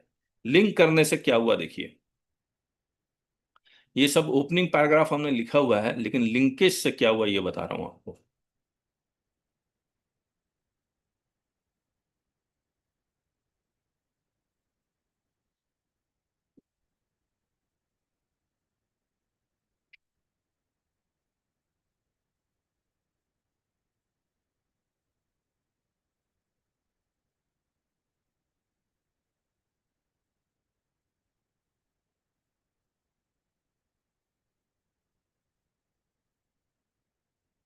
ये सारे हमने इंडेक्स बनाए हुए हैं, एग्जाम्पशन नोटिफिकेशन। ये देखिए चैप्टर 99 ये सब लिखा हुआ है ना, आप देखिए।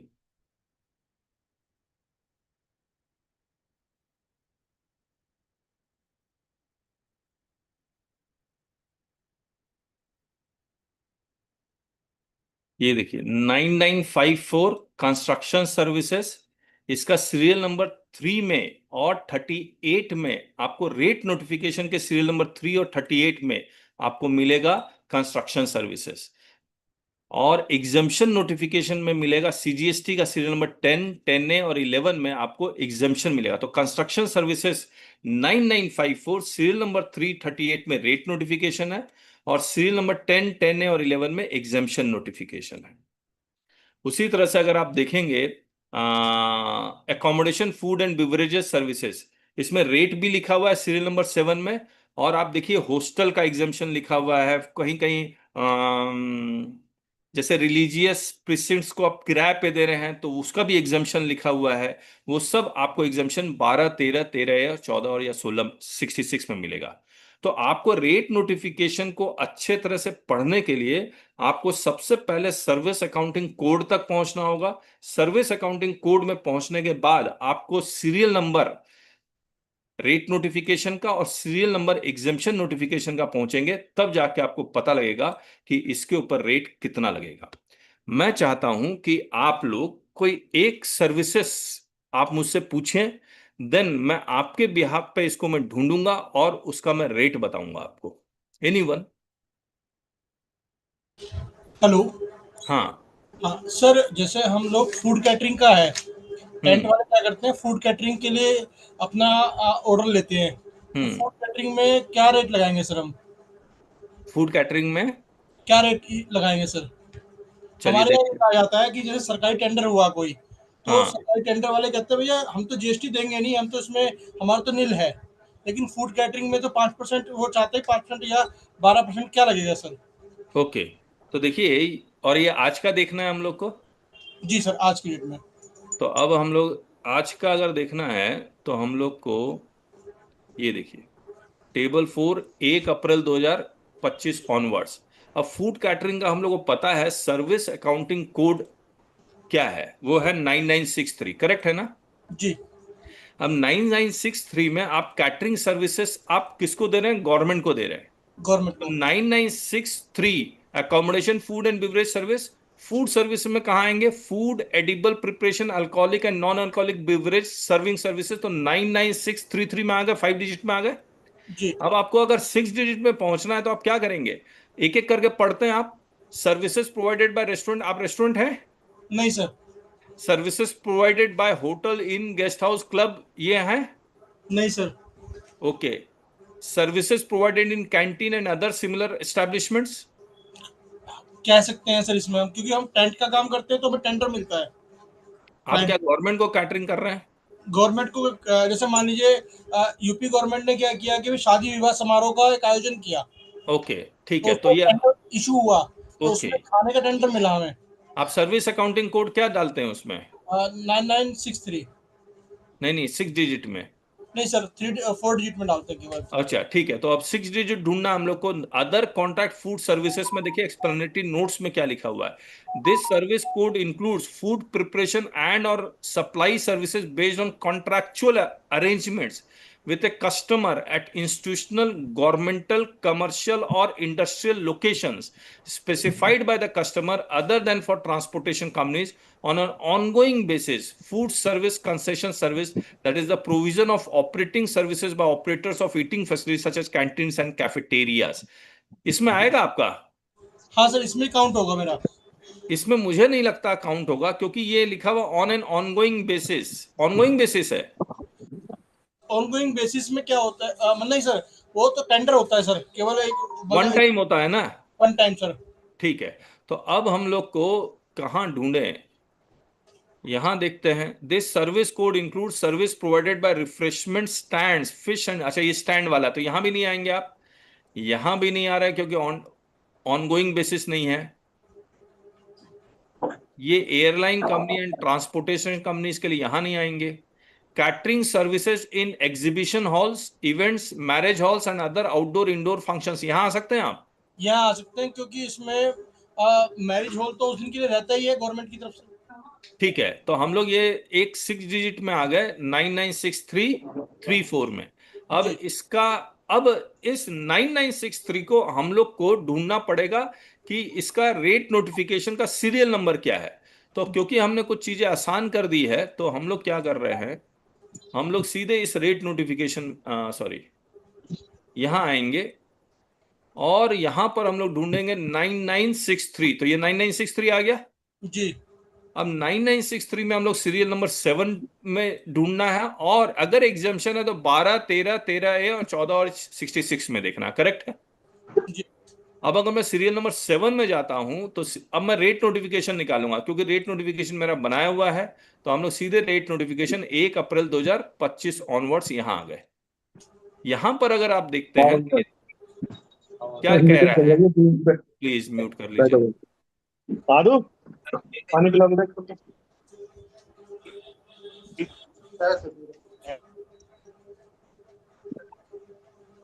भाई राहुल जी म्यूट कर लीजिए प्लीज, राहुल जी म्यूट कर लीजिए। ओके। तो अब हम लोग को यहां देखना है 1 अप्रैल 2025 ऑनवर्ड्स क्या है। आपका ये रेस्टोरेंट सर्विस लिखा, आप कैटरिंग में है? हेलो, कौन सर, सवाल पूछ रहा था? कैटरिंग कैटरिंग केवल मतलब जिस दिन शादी का ऑर्डर होता है उस दिन करते हैं केवल। और वैसे आपका अभी टेंट प्रीमाइसेस है लगा क्या? होता है, पंडाल लगा आपका आपका प्रीमाइसेस है क्या वैसे? प्राइवेसी टेंट और पंडाल का रेस्टोरेंट है आप? सर्विस। आप रेस्टोरेंट प्रोवाइड करते, रेस्टोरेंट है ना आपका? नहीं नहीं सर, रेस्टोरेंट नहीं है, टेंट और कैटरिंग की सर्विस प्रोवाइड कराते हैं। ओके, टेंट और कैटरिंग की सर्विस है, करेक्ट है। जी अब यहां देखिए क्या लिख रहा है, supply of outdoor catering at premises other than specified premises. अब ये जो कैटरिंग आप करवा रहे हैं वो कहाँ करवा रहे हैं? किसी वो होटल में करवा रहे हैं या टेंट लगवा रहे हैं आप? टेंट लगवा रहे हैं सर। टेंट लगवा रहे हैं। तो आप समझिए इसमें क्या लिखा हुआ है। 1 अप्रैल 2025 से यहां पर आते हैं, you are you are a caterer of a hotel whose declared tariff is less than or equal to 7500, or you are an independent caterer, correct है? जी You are an independent caterer? हाँ, इंडिपेंडेंट है, but sir हम government को supply दे रहे हैं। नहीं क्योंकि नहीं, विपिन जी एक एक करके, are you an independent caterer? Sir correct. अब आप ये सर्विस प्रोवाइड कहाँ कर रहे हैं? पंडाल में? पंडाल में। किसी होटल में प्रोवाइड कर रहे हैं? नहीं नहीं, any place?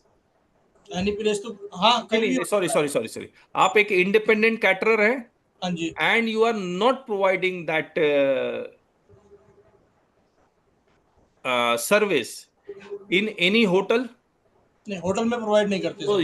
your rate is 2.5% without ITC, ठीक है सर। और आपका सर्विस अकाउंटिंग कोड होगा 6 डिजिट में 996334। Right sir.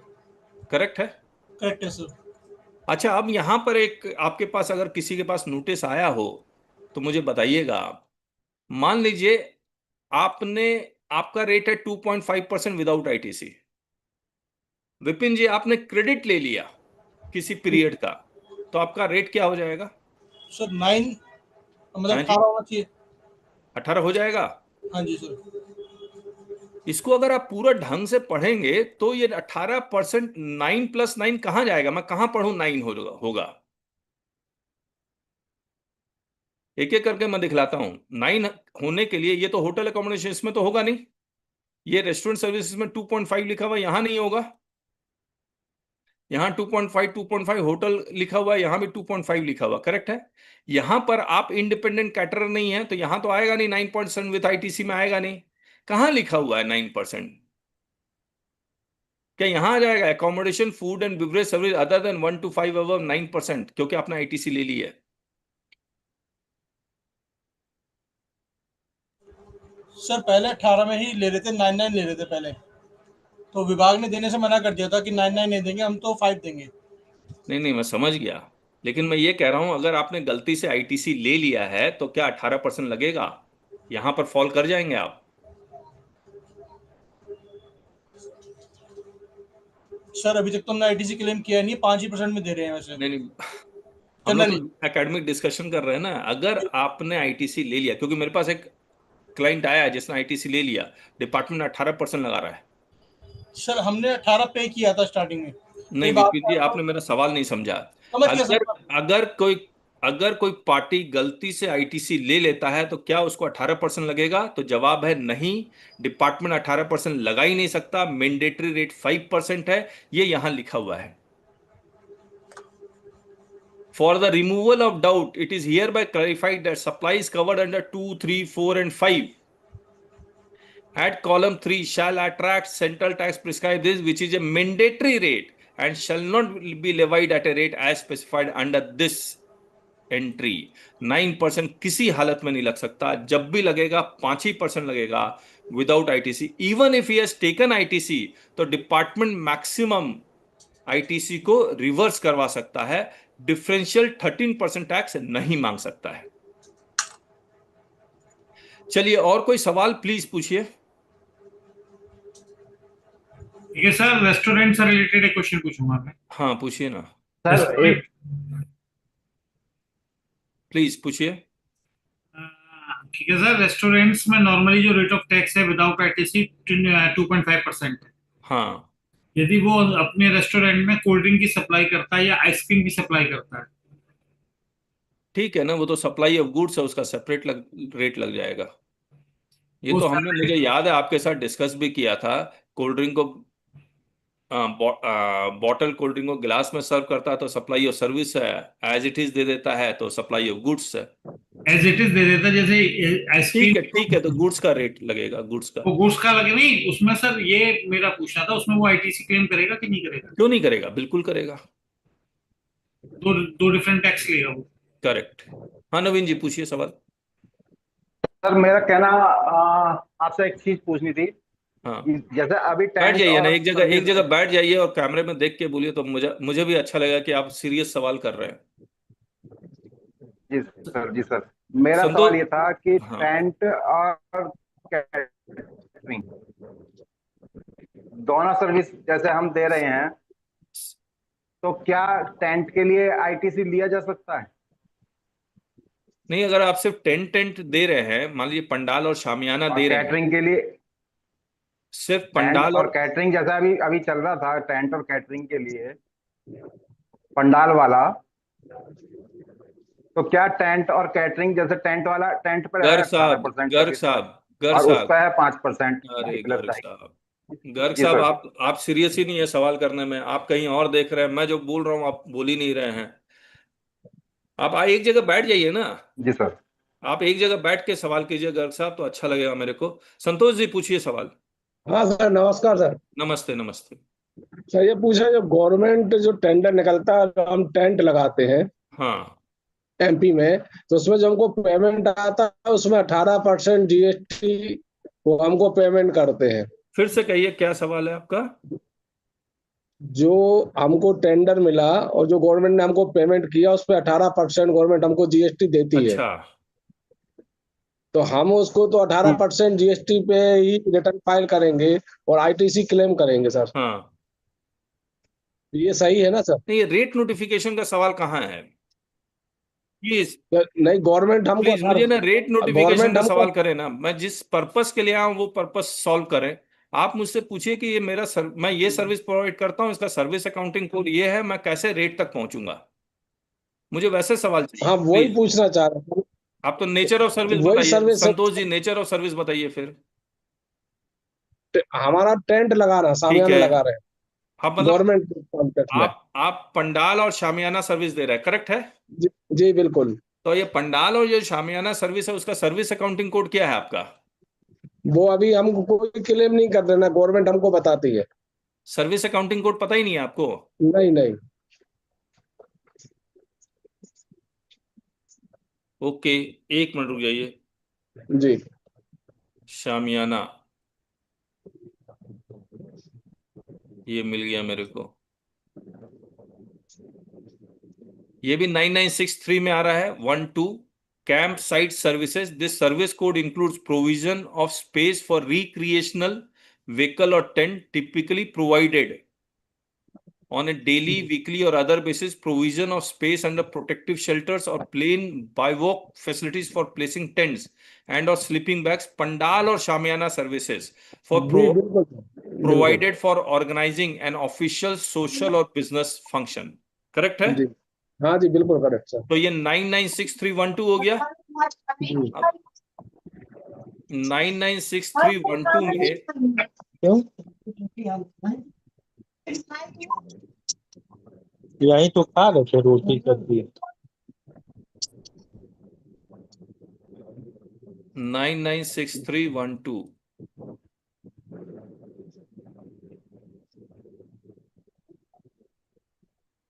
लेट अस सी। 9963 में तो आएगा होटल अकोमोडेशन, रेस्टोरेंट सर्विस।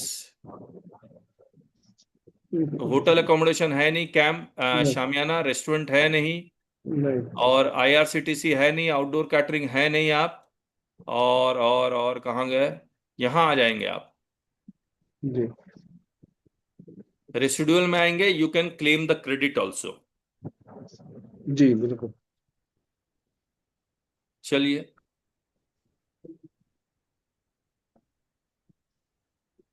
मैं यहाँ किताब में अपडेट भी कर देता हूँ। चलिए, और कौन पूछना चाह रहा था? हाँ गर्ग साहब पूछिए, अब क्या पूछ रहे थे आप? लेकिन गर्ग जी सवाल पूछ लीजिए अपना। जी सर, मेरा ये कहना था, मेरा अपने एक सवाल ये था कि मैं शामियाना की भी सर्विस देता हूँ और देता हूँ, और दूसरी तो कौन सी कैटरिंग सर्विस तो दे रहे हैं आप? विदाउट आईटीसी हो गया, शामियाना का आईटीसी मिल जाएगा। ठीक, शामियाना ये टेंट, इसको ठीक है, आईटी, इसका तो आईटीसी मिलेगा ना सर? ठीक है, मिलेगा मिलेगा। जी सर, बस इतना ही मेरा सवाल। अगर ये कंपोजिट सप्लाई हो जाए तब क्या होगा sir? Shamiana plus food. Food composite हो जाए तब क्या करना होगा सर हमें?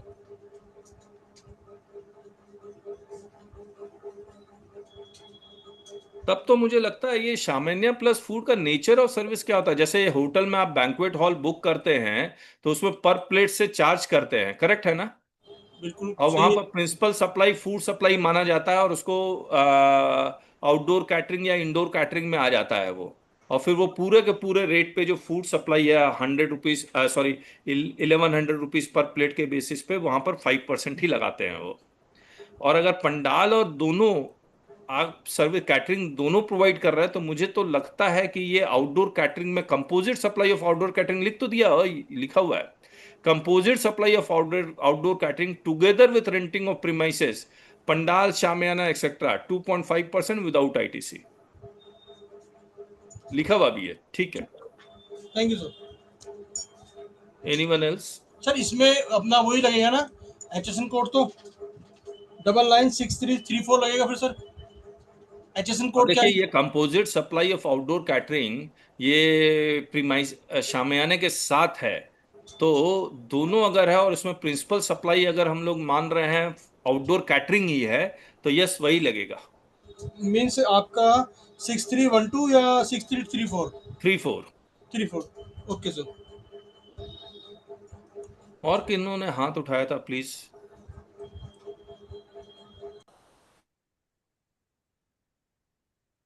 क्वेश्चन सर, एक अर्थ एक्सकवेशन में कौन सा कोड लगेगा सर? कौन सा? अर्थ एक्सकवेशन।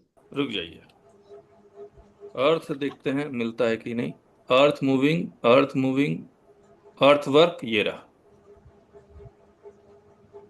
995433।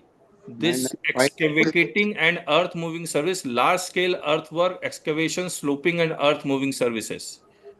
सर 9954 33। 33। ये तो अर्थ एक्सकवेशन का होगा सर इसमें। अब इसमें रेट क्या लगेगा? जी सर। अब रेट इसमें क्या लगेगा वो देख लेते हैं। अब ये देखिए 9954 है, तो हम लोग को समझ में आ गया ये कौन सा है, कंस्ट्रक्शन सर्विस है। सीरियल नंबर 3 में जाएंगे, तो हम लोग क्या करते हैं, सीरियल नंबर 3 में चलते हैं। लेकिन ये सीरियल नंबर 3 में जाने के लिए मुझे, इसमें हमने बनाया ही नहीं है 3, इसके लिए हमने रियल एस्टेट की एक बुक लिख रहे हैं, उसमें है। तो बड़ा ढूंढना पड़ेगा। मैं मान के चल रहा हूं कि 9+9 18% ही लगना चाहिए उसमें, अनटिल अनलेस कहीं कोई एग्जेम्पशन ना हो। तो 9954 में आपको एग्जामिशन नोटिफिकेशन में देख लेना होगा, क्योंकि अर्थ एक्सकेवेकेशन ये एक प्योर लेबर सर्विस अगर है, तो हो जी सकता है अगर आप गवर्नमेंट को प्रोवाइड कर रहे हैं प्योर लेबर सर्विस, तो आपको सीरियल नंबर कंस्ट्रक्शन सर्विस में 10, 10A या 11 में एग्जामिशन भी शायद मिल सकता है। और सर कार्ट्रिज ऑफ सॉइल का? इसको एक बार मैं कंप्लीट कर देता हूँ, ये बड़ा इंटरेस्टिंग पॉइंट आपसे मिला है हर्ष जी। ये कंस्ट्रक्शन सर्विसेज है, मैं आपको एग्जामिशन नोटिफिकेशन निकालता हूं, देखिए। सर खाली लेबर काम करता है आदमी? हाँ, सिर्फ लेबर काम कर रहा है। अब देखिए, मैं आपको जो पॉइंट बताना चाह रहा था, 12/2017 में आता हूं सीरियल नंबर 33A में। ये देखिए, pure services provided to the central government, state government. तो अर्थ एक्सकेवेशन सर्विस आप प्रोवाइड कर रहे हैं सेंट्रल गवर्नमेंट, स्टेट गवर्नमेंट को, और यहां पर सिर्फ चैप्टर 99 लिखा हुआ है। तो जी ये आप इसमें एग्जाम्पशन क्लेम कर रहे हैं, तो ये 6 डिजिट सर्विस अकाउंटिंग कोड कौन सा होगा? तो आप इसमें कह सकते हैं कि मुझे इसका एग्जाम्पशन जो मिलेगा वो मिलेगा किसमें?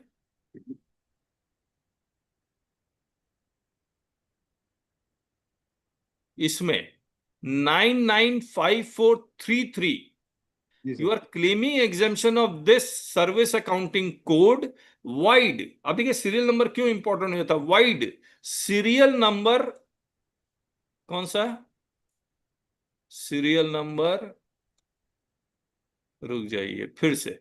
You are claiming exemption of 995433 for serial number, against serial number 3 falling under chapter 99। इस तरह से आपको एग्जाम्पशन लिखना पड़ेगा। अब आप समझिए, जब आप इनवॉइस बना रहे हैं तो आपको 6 डिजिट मैंडेटरी है। अब अगर 6 डिजिट मैंडेटरी है और आप कह रहे हैं कि मुझे सीरियल नंबर 9 में एग्जाम्पशन चाहिए, तो 6 डिजिट कौन सा लेना होगा? तो 995433 लिखना होगा। ठीक सर। सर फिर कार्ट्रिज ऑफ सॉइल के लिए कौन सा करना पड़ेगा? कौन सा? कार्ट्रिज ऑफ सॉइल, क्योंकि सॉल्व बहुत सी देखता बार, हूँ। हाँ, क्योंकि उसका काम ये है ना कि ठेकेदार के लिए मिट्टी खोदना और फिर मिट्टी उठा के उस जगह से दूसरी जगह डालना।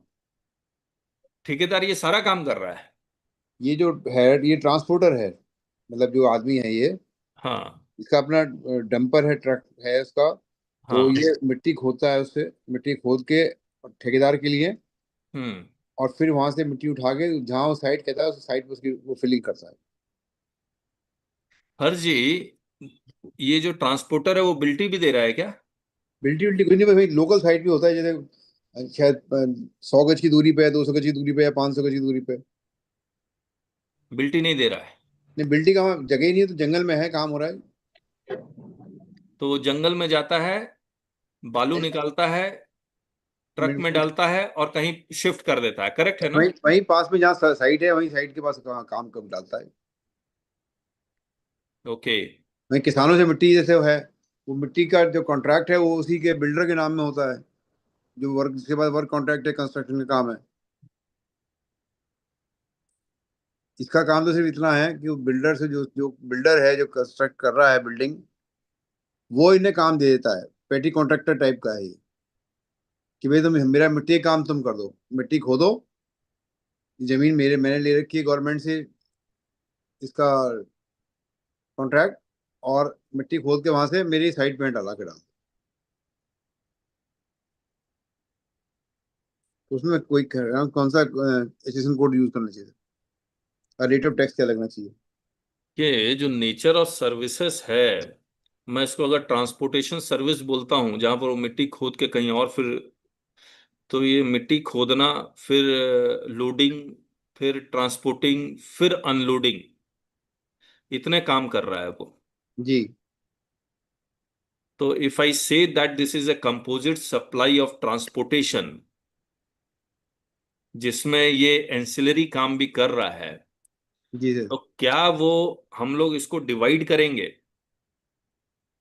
समझ रहे हैं आप? जी मैं ट्रांसपोर्टिंग का काम, अब वो चार्ज क्या कर रहा है? वो तो कंपोजिट चार्ज कर रहा होगा कि इतना ट्रिप का इतना पैसा। हाँ जी, वो तो सेपरेट कर नहीं रहा होगा। वो तो मेरी ट्रिप गिनता है कि मेरी 4 ट्रिप लगी, मेरी 5 ट्रिप लगी, 50 लगी, 10 लगी, 20 लगी। मैं आपको दिखलाता हूं कुछ, लेट अस डिस्कस।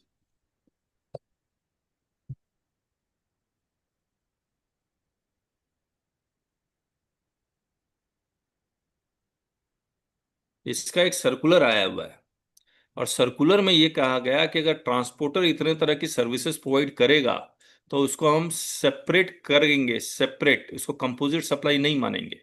जी। अगर आप उसको कंपोजिट सप्लाई नहीं मानते हैं तो फिर ये कौन सी सर्विस है भाई?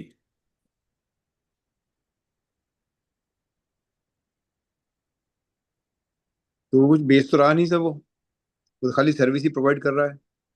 हम्म। Goods transport service.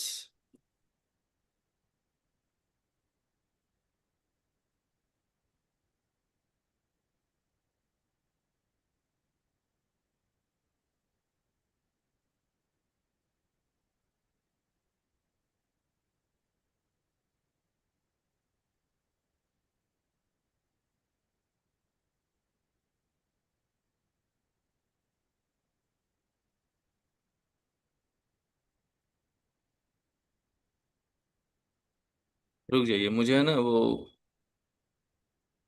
मिल नहीं रहा है।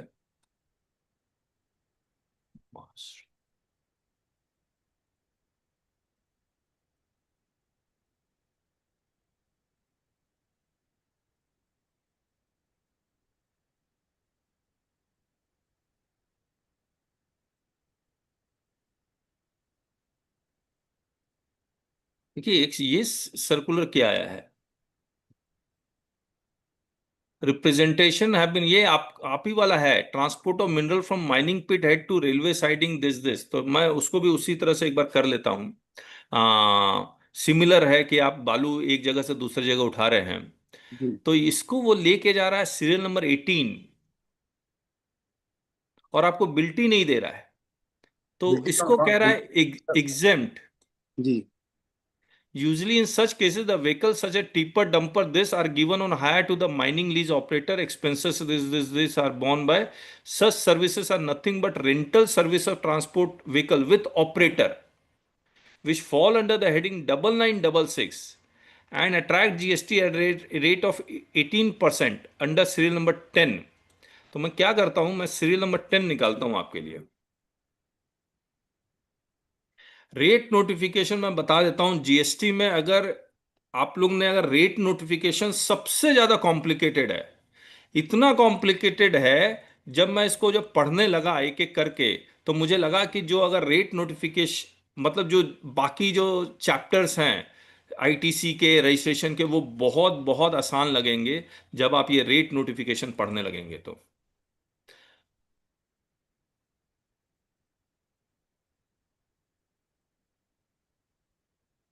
ये देखिए, 9966 rental service of transport vehicles with और विदाउट ऑपरेटर, विथ ऑपरेटर। यहां पर रेट कितना है, 2.5% विदाउट आईटीसी, 6% विथ आईटीसी, और ये अदर्स में 9% विथ आईटीसी। अब ये कहना क्या चाह रहा है, देखिए, मैं दोबारा से उसी में आता हूं। सीरियल नंबर 10 पार्ट 3, जब वो लिखता है सीरियल नंबर 10 पार्ट 3, तो ये देखिए सीरियल नंबर 10, और इसका है पार्ट 3, ये रहा, अदर्स में लेके आइए। The person who takes the vehicles on rent defines how and when the vehicles will be operated, determines schedules, routes, and other operational consideration. The person who gives the vehicles on rent with operator cannot be said to be supplying the service by way of transport of goods. Accordingly, as recommended by the GST Council, it is clarified that such renting of trucks and other freight vehicles with driver for a period of time is a service of renting of transport vehicles with operator falling under the heading 9966 and not service of transportation of goods by road. This being so, it is not eligible for exemption under serial number 18 on such rental service of goods carried where the cost of fuel is included in the consideration charged from the recipient of service, GST rate has been reduced from 18% to 12% with effect from 18th July 2022. तो ये 18 जुलाई 2022 हमारे पास क्यों नहीं है? ये तो 9% लिखा हुआ है। अच्छा, ये रहा, ये कह रहे हैं कि हम रिड्यूस कर दिया है 12% तक। अब हर चीज मुझे एक बार फिर से बताइए, इस ये जो कॉन्ट्रैक्टर है, जो बिल्डर है, वो गाड़ी किराए पे ले रहा है? नहीं, गाड़ी किराए पे नहीं ले रहा सर। तो उसने जो जो कॉन्ट्रैक्टर है, उसने इसको, जो ये ट्रक ओनर है, इसको काम दे दिया और इसको बोल दिया कि भाई ये मेरी गाड़ी पर गाड़ी के हिसाब से पेमेंट हो जाएगा। कितने, किस तरह से पेमेंट का टर्म्स क्या है? पर ट्रक। पर ट्रक है ना? हाँ कि जी, पर ट्रिप है? पर ट्रिप या पर ट्रक, मतलब जितना भी है ट्रिप आएगी देखिए, ट्रक। अगर पर ट्रक है तो इसने गाड़ी किराए पे ली है, और ड्राइवर किसका है? नहीं, ड्राइवर उसी ट्रक ओनर का ही है। ट्रक ओनर का ही है, तो मुझे लगता है यही फॉल करना चाहिए 12% ही, 12% में। तो इसने चार्ज कर लिया है 18। 18 जुलाई 2022 से सर्कुलर दिखला दीजिए, सर्कुलर नंबर मैं बता देता हूं आपको। ये सर्कुलर नंबर 17709 2022, 3 अगस्त 2022। ठीक सर। और कोई सवाल? Thank you sir, thank you very much. Welcome sir.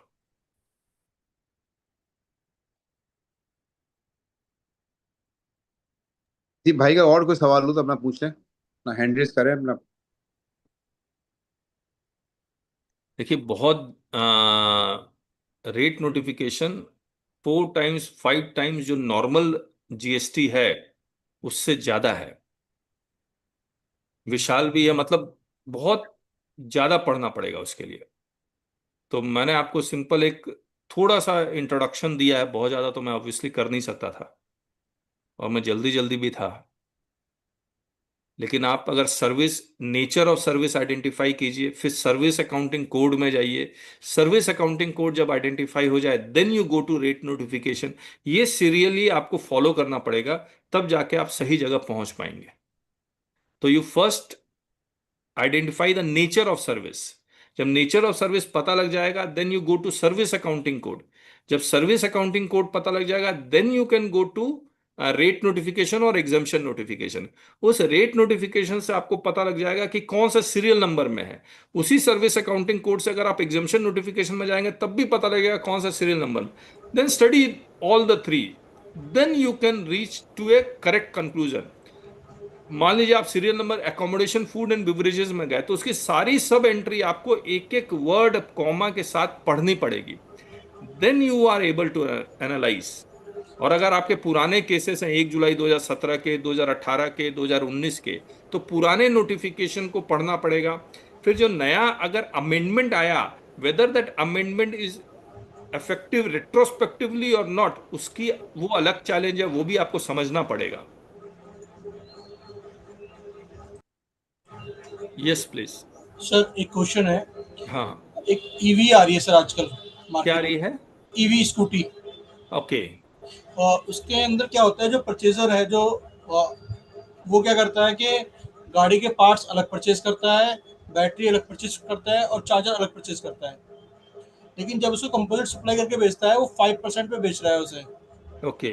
तो कंपोजिट सप्लाई में क्या उन सबका जो एचएसएन कोड होता है वो चेंज माना जाएगा सर उसमें? वो नहीं, देखिए, मैं इसको इस तरह से समझूं, मान लीजिए मैंने 15 रॉ मटेरियल लिए और उससे कुछ चीज बनाया और एक सिंगल प्रोडक्ट बन गया, तो एचएसएन तो ऑब्वियसली चेंज होगा ही होगा, इसमें तो कोई डाउट नहीं है। जी, तो ठीक है सर। हेलो। हाँ जी, अग्रवाल सर नमस्कार। नमस्ते राजेश जी। सर मेरा एक क्वेश्चन था, प्योर सर्विस में केवल जो नगर निगम या ग्राम पंचायत में हम जो काम करते हैं वही प्योर सर्विस कहलाएगी या अन्य कोई भी इसमें शामिल होगा? नहीं, सेंट्रल गवर्नमेंट, स्टेट गवर्नमेंट और लोकल अथॉरिटी, ये तीन तो हैं। जी। इसके अलावा तो और कोई है नहीं। गवर्नमेंट अथॉरिटी और गवर्नमेंट एंटिटी किसी किसी जगह थे, अब तो नहीं है ना, मुझे याद नहीं है, देखना पड़ेगा मेरे को। आपका स्पेसिफिक सवाल क्या है वो बताइए। सर जैसे म्युनिसिपल कॉर्पोरेशन में हम रोड क्लीनिंग, नाली, ये सब क्लीनिंग का काम लेते हैं, हाँ तो एग्जेम्प्टेड आएगा ना वो? बिल्कुल बिल्कुल। तो इसके अलावा और किसी का भी जैसे एससीसीएल वगैरह करेंगे हम, मान लो अंडरटेकिंग जो है, किसके लिए? अंडरटेकिंग कंपनी के लिए एससीसीएल है, जैसे साउथ ईस्टर्न कोलफील्ड लिमिटेड है, उसके लिए यदि हम रोड क्लीनिंग और ये इसके लिए काम करें तो वो भी एग्जेम्प्टेड में जाएगा क्या? नहीं, मुझे नहीं लगता है। अच्छा, ठीक है सर, थैंक यू। और कोई सवाल? सर हाँ दीपक जी। सर मैं दीपक गुप्ता। सर हाँ बेसिकली मेरा एक क्लाइंट है पेट्रोल पंप का, हाँ पेट्रोल पंप डीलर है वो, और वो टैंकर भी देता है आईओसीएल को, और उसके अंदर उसे कॉन्ट्रैक्ट में लिखा हुआ है कि वो कॉन्ट्रैक्ट नोट भी जारी करेगा, मतलब कंसाइनमेंट नोट भी जारी करेगा। कौन और जारी मुझे करेगा? पेट्रोल पंप वाला। पेट्रोल। ओके। हाँ, और उसके कॉन्ट्रैक्ट में लिखा हुआ है, और उसको जो भाड़ा मिलता है पर चक्कर के हिसाब से मिलता है। तो ये कौन सी सर्विस में फॉल करेगा सर? नहीं, इस पे तो आरसीएम है, जो आईओसीएल है वो देगा आरसीएम। आईओसीएल आरसीएफ देता है, लेकिन हमारे यहाँ जो अधिकारी है वो उसको कहता है, जो आपने भी सर्विस बताई, hiring. Machine with operator, machinery with operator वाली, वो उसके अंदर फॉल करेगी सर्विस, कहता है आप आपका ये कंसाइनमेंट, कॉन्ट्रैक्ट। नहीं नहीं, देखिए आप अधिकारी को कहिए consignment note is evidence and documentary evidence that it is a GTA service. जी ठीक है, हमने देखा एक क्लाइंट को कह रहा था नहीं हायरिंग ऑफ ट्रक है, 18% देना होगा। जी जी जी, वही वही वही। हाँ तो बोलिए हम बिल्टी इशू कर रहे हैं, हायरिंग ऑफ ट्रक कैसे हो जाएगा? जी चलिए, ठीक है और सर। कोई सवाल?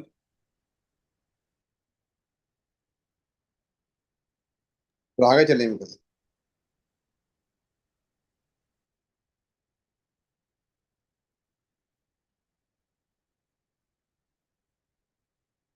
कहिए कहिए मुकुट जी,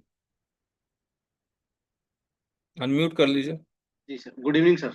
गुड इवनिंग, बताइए। सर अभी एक क्वेश्चन मेरे माइंड में आया, एक्चुअल में क्लाइंट का एक मसला था। हाँ। एक हमारा क्लाइंट है सर, वो पैकेजिंग की सर्विस प्रोवाइड कराता है, जॉब वर्क करता है। ओके। उसके हैं मतलब एरिया सर्कल में छोटे छोटे डीलर हैं जो मैन्युफैक्चरिंग करते हैं। वो अपना अनरजिस्टर्ड है या रजिस्टर्ड है वो? सर वो रजिस्टर्ड है। ठीक है, आगे। तो उनका छोटा छोटा आइटम होता है, तो वो अपने आइटम को पैकिंग के लिए उसके वहां पर डालाते हैं। उसका काम है उसे पैक करना। पैक करके फिर वो अपने यहाँ वापस ला करके, और जो सेलर है मेन, उस सेलर को बेच देते हैं with E way bill. Okay. अब सर अधिकारी ने हमारे जितने भी बिल कटे हुए, क्योंकि सर्विस पे ई वे बिल एप्लीकेबल नहीं है। किसने कहा? मूवमेंट ऑफ गुड्स के ऊपर ई वे बिल तो लगेगा ना। लेकिन सर हम उसमें मूवमेंट हम नहीं कर रहे ना सर, तो इनडायरेक्टली। कौन कर रहा है? मूवमेंट तो गुड्स की जो प्रॉपर डीलर है, जो बायर है और जो सेलर है, वो लोग कर रहे हैं सर। हाँ तो प्रिंसिपल प्रिंसिपल मूवमेंट कर रहा है ना, हाँ। तो प्रिंसिपल ई वे बिल जनरेट करेगा। तो सर उन्होंने ई वे बिल जनरेट किया है। तो फिर अब? वो अधिकारी का कहना यह है कि आपके यहाँ माल आया और आपके यहाँ से माल गया। तो मतलब कह रहा है जॉब वर्कर को ई वे बिल जनरेट करना चाहिए। Yes yes. आप कहिए the person who causes the movement of goods will generate the E way bill. Rule 138 में तो यही लिखा हुआ है ना। जी। The person who causes the movement of goods, the who is the person who causes the movement of goods? Principal. Then principal is liable to generate the e-way bill. He has generated it. Why job work? Job work is not moving the goods. He is हाँ not liable to move the goods. Sir, हमने उसको अपना एक reply submit किया, और हमने उनको personally pH में मुकुट उनको जी, एक मुकुट जी, एक देखिए देखिए, मैंने आपका रिप्लाई नहीं देखा है, जी जी। लेकिन मुझे इतना पता है कि वेदर यू, वो रूल 138 में the person who causes the movement of goods, ये लाइन आपने बोल्ड में कोट करके इस लॉ पे बात की या नहीं की? सर एक्चुअल में मेरे कलीग का मसला है, देखिए ये अब थोड़ी मुकुट जी, देर से अब डिस्कस देखिए हुआ। ज्यादा आगे कोई नया सवाल कीजिए। अब हाँ उस पे रहिए, जो हाँ। मैंने अभी बताया है उस पे बात कीजिएगा तो शायद सॉल्व हो जाए। नहीं नहीं, मैंने उसमें वो रेफरेंस भी डाला है सर, मैं जो मुकुट मेरे। जी फिर भेज दीजिएगा रिप्लाई, मैं देख लूंगा। हाँ ठीक ठीक ठीक, कोई ठीक। कोई। ओके। और कोई सवाल? देखिए मैं कहता हूँ कोई है ऐसा है नहीं, आगे सर आगे है कोई, है विपिन जी, है सवाल है कोई आपका? सर एक सवाल अभी अभी आया है दिमाग में। सर जैसे हम लोग अभी जैसे ये सर्च कर रहे थे सर्विस को और रेट्स को, तो सर ने एक साइट दिखाई थी हमें, CVTP, जहाँ पे नोटिफिकेशन आते हैं और इनके रेट आते हैं।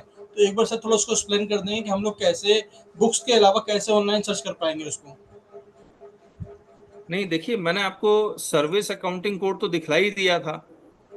ये सारा जो पीडीएफ, रुकिए मैं आपको स्क्रीन शेयर कर देता हूँ। आपको सर्विस अकाउंटिंग कोड ये आपको सीबीआईसी के वेबसाइट में भी मिल जाएगी, मेरे वेबसाइट में भी है, taxbykk.com में भी है। ये आपको डाउनलोड करना है, ये एक्सप्लेनेटरी नोट्स और ये दोनों सर्विस अकाउंटिंग कोड। जब ये डाउनलोड हो जाए तब आपको रेट नोटिफिकेशन में जाना होगा, और रेट नोटिफिकेशन इतने सारे हैं, आप देखेंगे रेट नोटिफिकेशन में आपको दिखलाता हूं।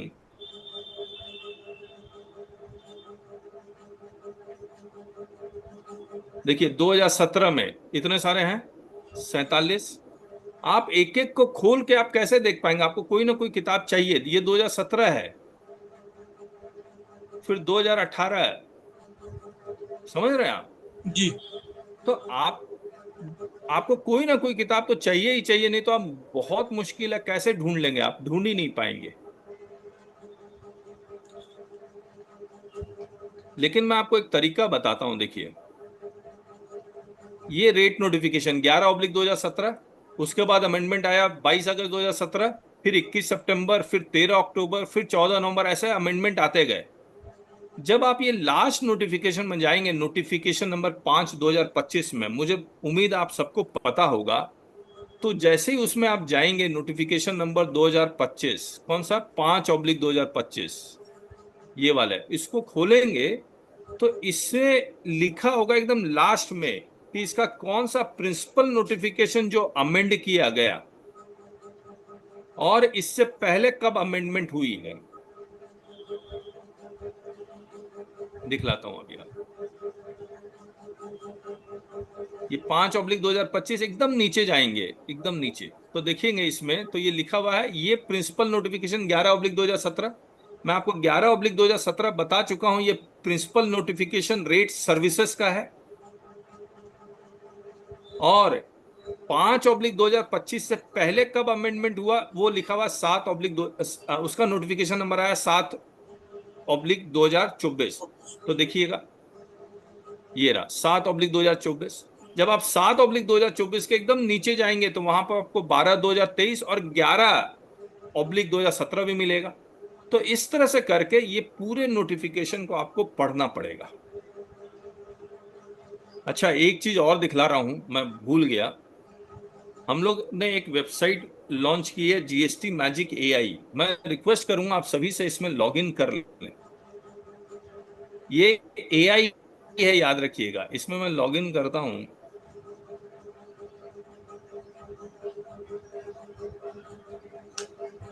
ये हैंग कर गया लग रहा है।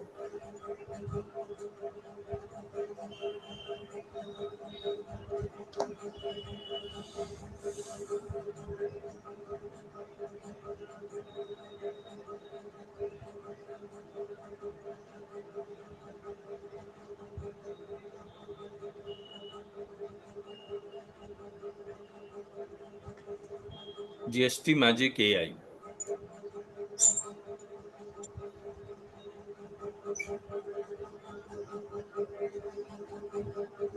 और इसमें हमारी जो किताबें लिखी हुई हैं उसी का हमने ये सारा इसमें पता नहीं इस वेबसाइट को भी क्या हो गया है। तो उस किताब पे हमने एआई लगा दिया है बेसिकली।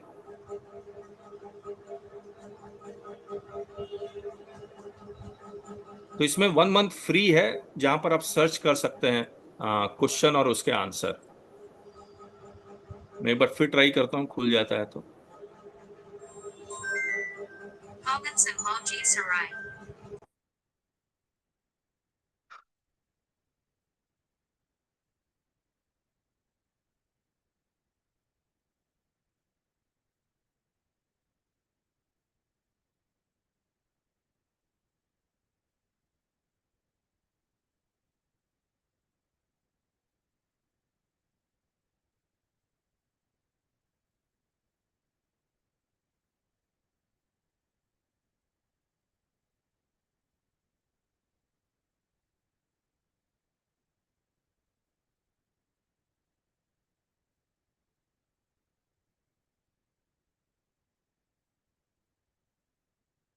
जैसे आप लॉगिन करेंगे you will reach a dashboard, इस तरह का डैशबोर्ड में आप पहुंच जाएंगे और यहां पर आस्क जीएसटी, यहां पर जीएसटी लिटिगेशन रिसर्च से related you can ask questions.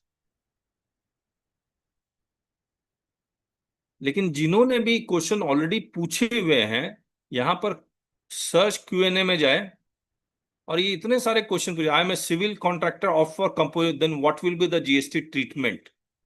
तो इसका आंसर देखिए क्या ओहो,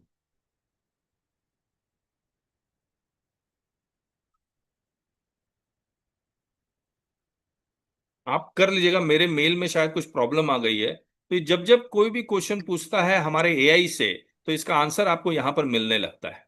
और सर क्या हिंदी में भी जवाब देगा ये?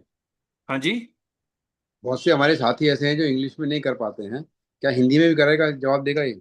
नहीं हिंदी में नहीं देगा। फिर आपको क्या करना होगा, हिंदी का क्वेश्चन चैट जीपीटी में लिखिए, वो ट्रांसलेट करेगा इंग्लिश में, फिर आप यहां पर डाल सकते हैं। अच्छा। अगर आपको किसी को भी कोई एक क्वेश्चन पूछना हो तो मैं इससे पूछ सकता हूं, एनीवन। किसी साथी को सवाल पूछ के देखें, ट्राई कर लें। और ये चैट जीपीटी की तरह नहीं है, ये बहुत स्पेसिफिक सिर्फ जीएसटी के लिए ही बनाया गया है। ठीक है सर, एक क्वेश्चन करिए। हाँ, और संजय जी याद रखिएगा ये कंप्लायंस ओरिएंटेड नहीं है, लिटिगेशन ओरिएंटेड ही सवाल करना है आपको। हाँ, लिटिगेशन ही है सर। इंटरप्रिटेशन जहां पर यूज करना है। ओके, बताइए। अंडर वारंटी में यदि गुड्स रिटर्न होकर आ रहा है, हाँ, क्वालिटी कंट्रोल के बेसिस पे, यदि सप्लायर मैन्युफैक्चरर वापस दे रहा है जिसको माल गुड्स को बेचा है अंडर वारंटी में, तो क्या हाँ, उसमें चालान का जनरेट करना जरूरी है? If goods are return under warranty then Yes. Whether, मैं क्या समझाऊं सर आपको, यदि एक ये मैन्युफैक्चरर ने कोई भी गुड्स बेचा सप्लायर को, उसकी 1 साल की वारंटी थी, वारंटी में क्वालिटी कंट्रोल का कोई इशू हुआ, सप्लायर वापस भेज दिया परचेजर ने सप्लायर को, उसने उसको ठीक करके जब वापस भेज रहा है पुराना वाला चालान देकर जिससे उससे बेचा था वापस किया था, क्या उसके अंदर चालान का जो रूल 46 के अंदर चालान इश्यू करने के रूल 55 में है, उसकी कंडीशन एप्लीकेबल होगी कि नहीं होगी? तो मैं सिंपल पूछ लेता हूँ, goods are return under warranty what is the procedure, इतना पूछ लूं?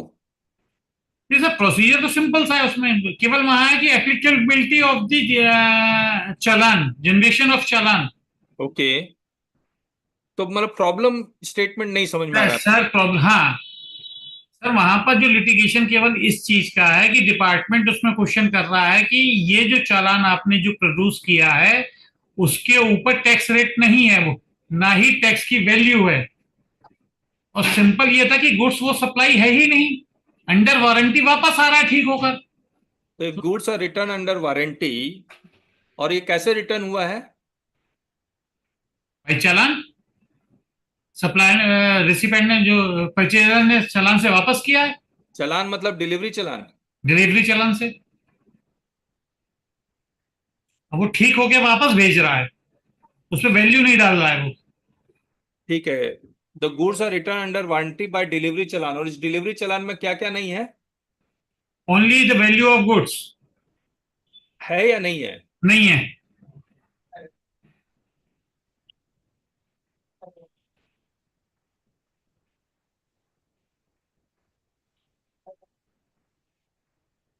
ठीक है, and signature of the issuing authority, and the signature.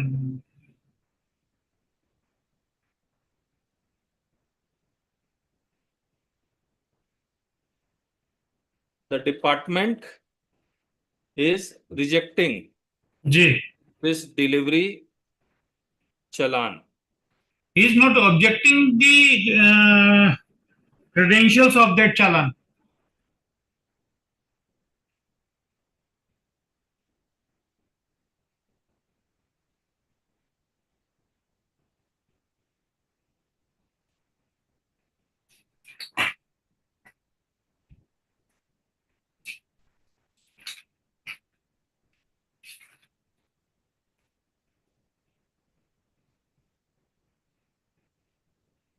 इतना लिख दूं? जी। ठीक है ना? क्या आंसर होना चाहिए? तो डिलीवरी चालान का अगर आप कंटेंट देखेंगे तो उसमें लिखा हुआ है कि delivery challan should be generated as if, मतलब जो कंटेंट है वो उसका वो इनवॉइस वाला ही कंटेंट है। सर बेसिकली क्या है, डिपार्टमेंट का मान रहा है कि violation of rule 55। Yes, correct है। ठीक है, हम लोग, हमारा लिटिगेशन सर ये है कि चालान जनरेशन होना चाहिए यदि सप्लाई की जा रही है, और यदि टैक्स इनवॉइस इश्यू नहीं हुआ है तो चालान मैंडेटरी है।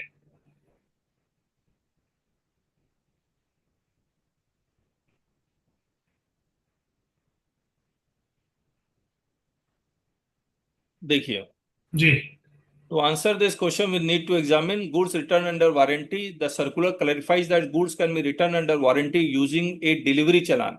This is consistent with the practice of using delivery challan for warranty replacements.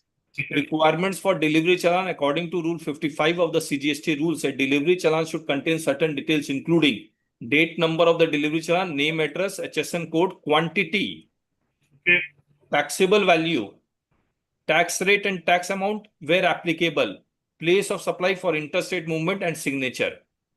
Value of goods on delivery challan. The rule states that the taxable value should be mentioned on the delivery challan. However, in the case of warranty replacement, the circular provides specific guidance. It states that when goods are replaced under warranty without any additional consideration, no GST is payable on such replacement. This suggests that value may not be the critical for warranty replacements. Yes. Signature requirement. Signature is required. The department rejection on the delivery challan due to missing value and signature is partially valid. While the absence of value might be justified for warranty replacements, the missing signature is a clear deviation from the requirement of Rule 55. Conclusion: the department action is partially valid. While they may have grounds to reject the delivery challan due to missing signature, which is a clear requirement, their objection to the missing value may not be as strong as warranty replacement, given the specific guidance provided in the circular for such cases. ठीक है? ठीक। कैसा जवाब कैसा है? मतलब कैसा कर रहा है? इट साउंड गुड सर, दोनों चीजें उन्होंने दी है सर यही। तो आप ये जो उसमें जाएंगे ना, तो इसमें हमने बहुत सारे, जैसे ये वाला सवाल अभी आपसे पूछा है, तो ये सवाल आपको उसमें नजर आएगा डैशबोर्ड में जाके। दिखलाता हूं, ये डैशबोर्ड में गए हम लोग, सर्च क्वेश्चन एंड आंसर। अब ये वाला जो सवाल है ये आ गया नजर। आप किसी को डिलीवरी चालान से रिलेटेड, वारंटी से रिलेटेड यहां सर्च करेगा तो ये नजर आ जाएगा।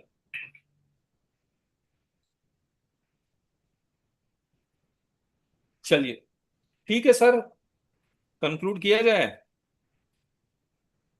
ठीक है sir. So thank you so much. उम्मीद है आप लोग को ये सेशन पसंद आया होगा। बहुत अच्छा सर, बहुत सारी चीजें आप क्लियर दे पाया हूँ। बिल्कुल नई चीज है सर, नया एकदम कंसेप्ट था आज। बिल्कुल नई सर, नई चीज बताइए आप। असोल साहब। जी सर। जी नमस्कार सर।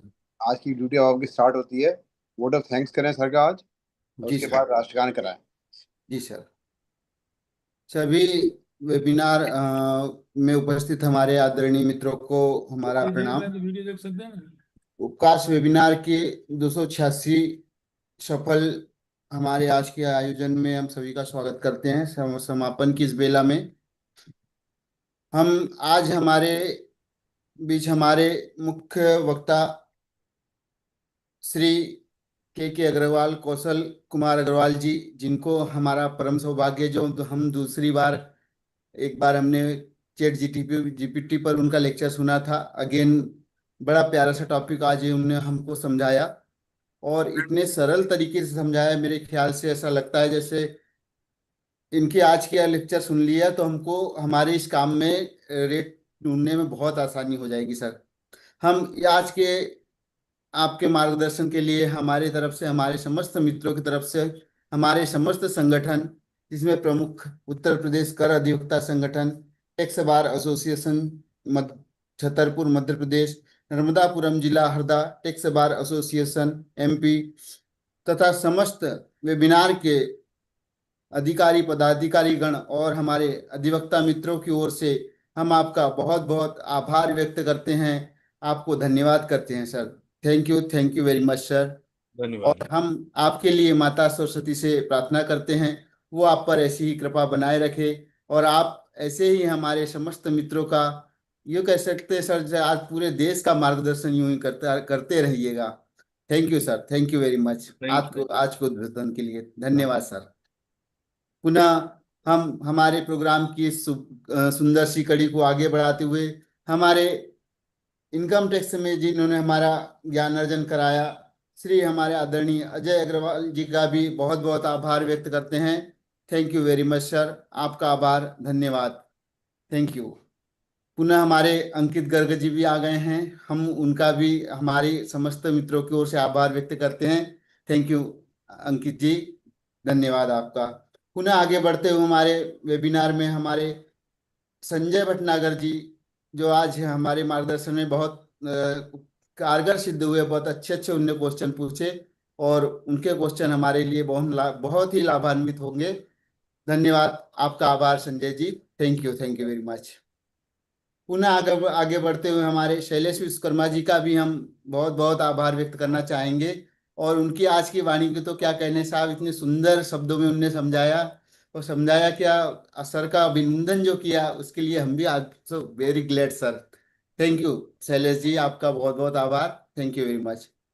पुनः आगे बढ़ते हुए हम हमारे वेबिनार से जुड़े समस्त अधिवक्ता मित्र जिन्होंने आज के हमारे वक्ताओं को, जिसमें कौशल कुमार अग्रवाल जी और हमारे अजय अग्रवाल जी को बहुत धैर्यपूर्वक सुना, हम उन्हीं सभी का आभार व्यक्त करते हैं, सबको धन्यवाद देते हैं। ऐसे ही जुड़ते रहिएगा और अपना इस ज्ञान की कड़ी से अपने को लाभान्वित करते रहिएगा। थैंक यू, सभी का धन्यवाद। अंत में हम हमारे वेबिनार के जनक हमारे आदरणीय हर्ष शर्मा जी, उनका बहुत बहुत सभी मित्रों की ओर से आभार प्रकट करना चाहेंगे। सर, ये सारी आपकी मेहनत है जो हम 5 साल कंटिन्यू लाभान्वित हो रहे हैं। आपका हमारे समस्त मित्रों की ओर से बहुत बहुत आभार, धन्यवाद सर, आपका आभार, thank you sir, thank you very much. पुनः सभी मित्रों का आभार व्यक्त करते हुए हम सभी से रिक्वेस्ट करना चाहेंगे, अपने स्थान पर कृपया राष्ट्रगान के लिए खड़े हो जाएं। Thank you. राष्ट्रगान।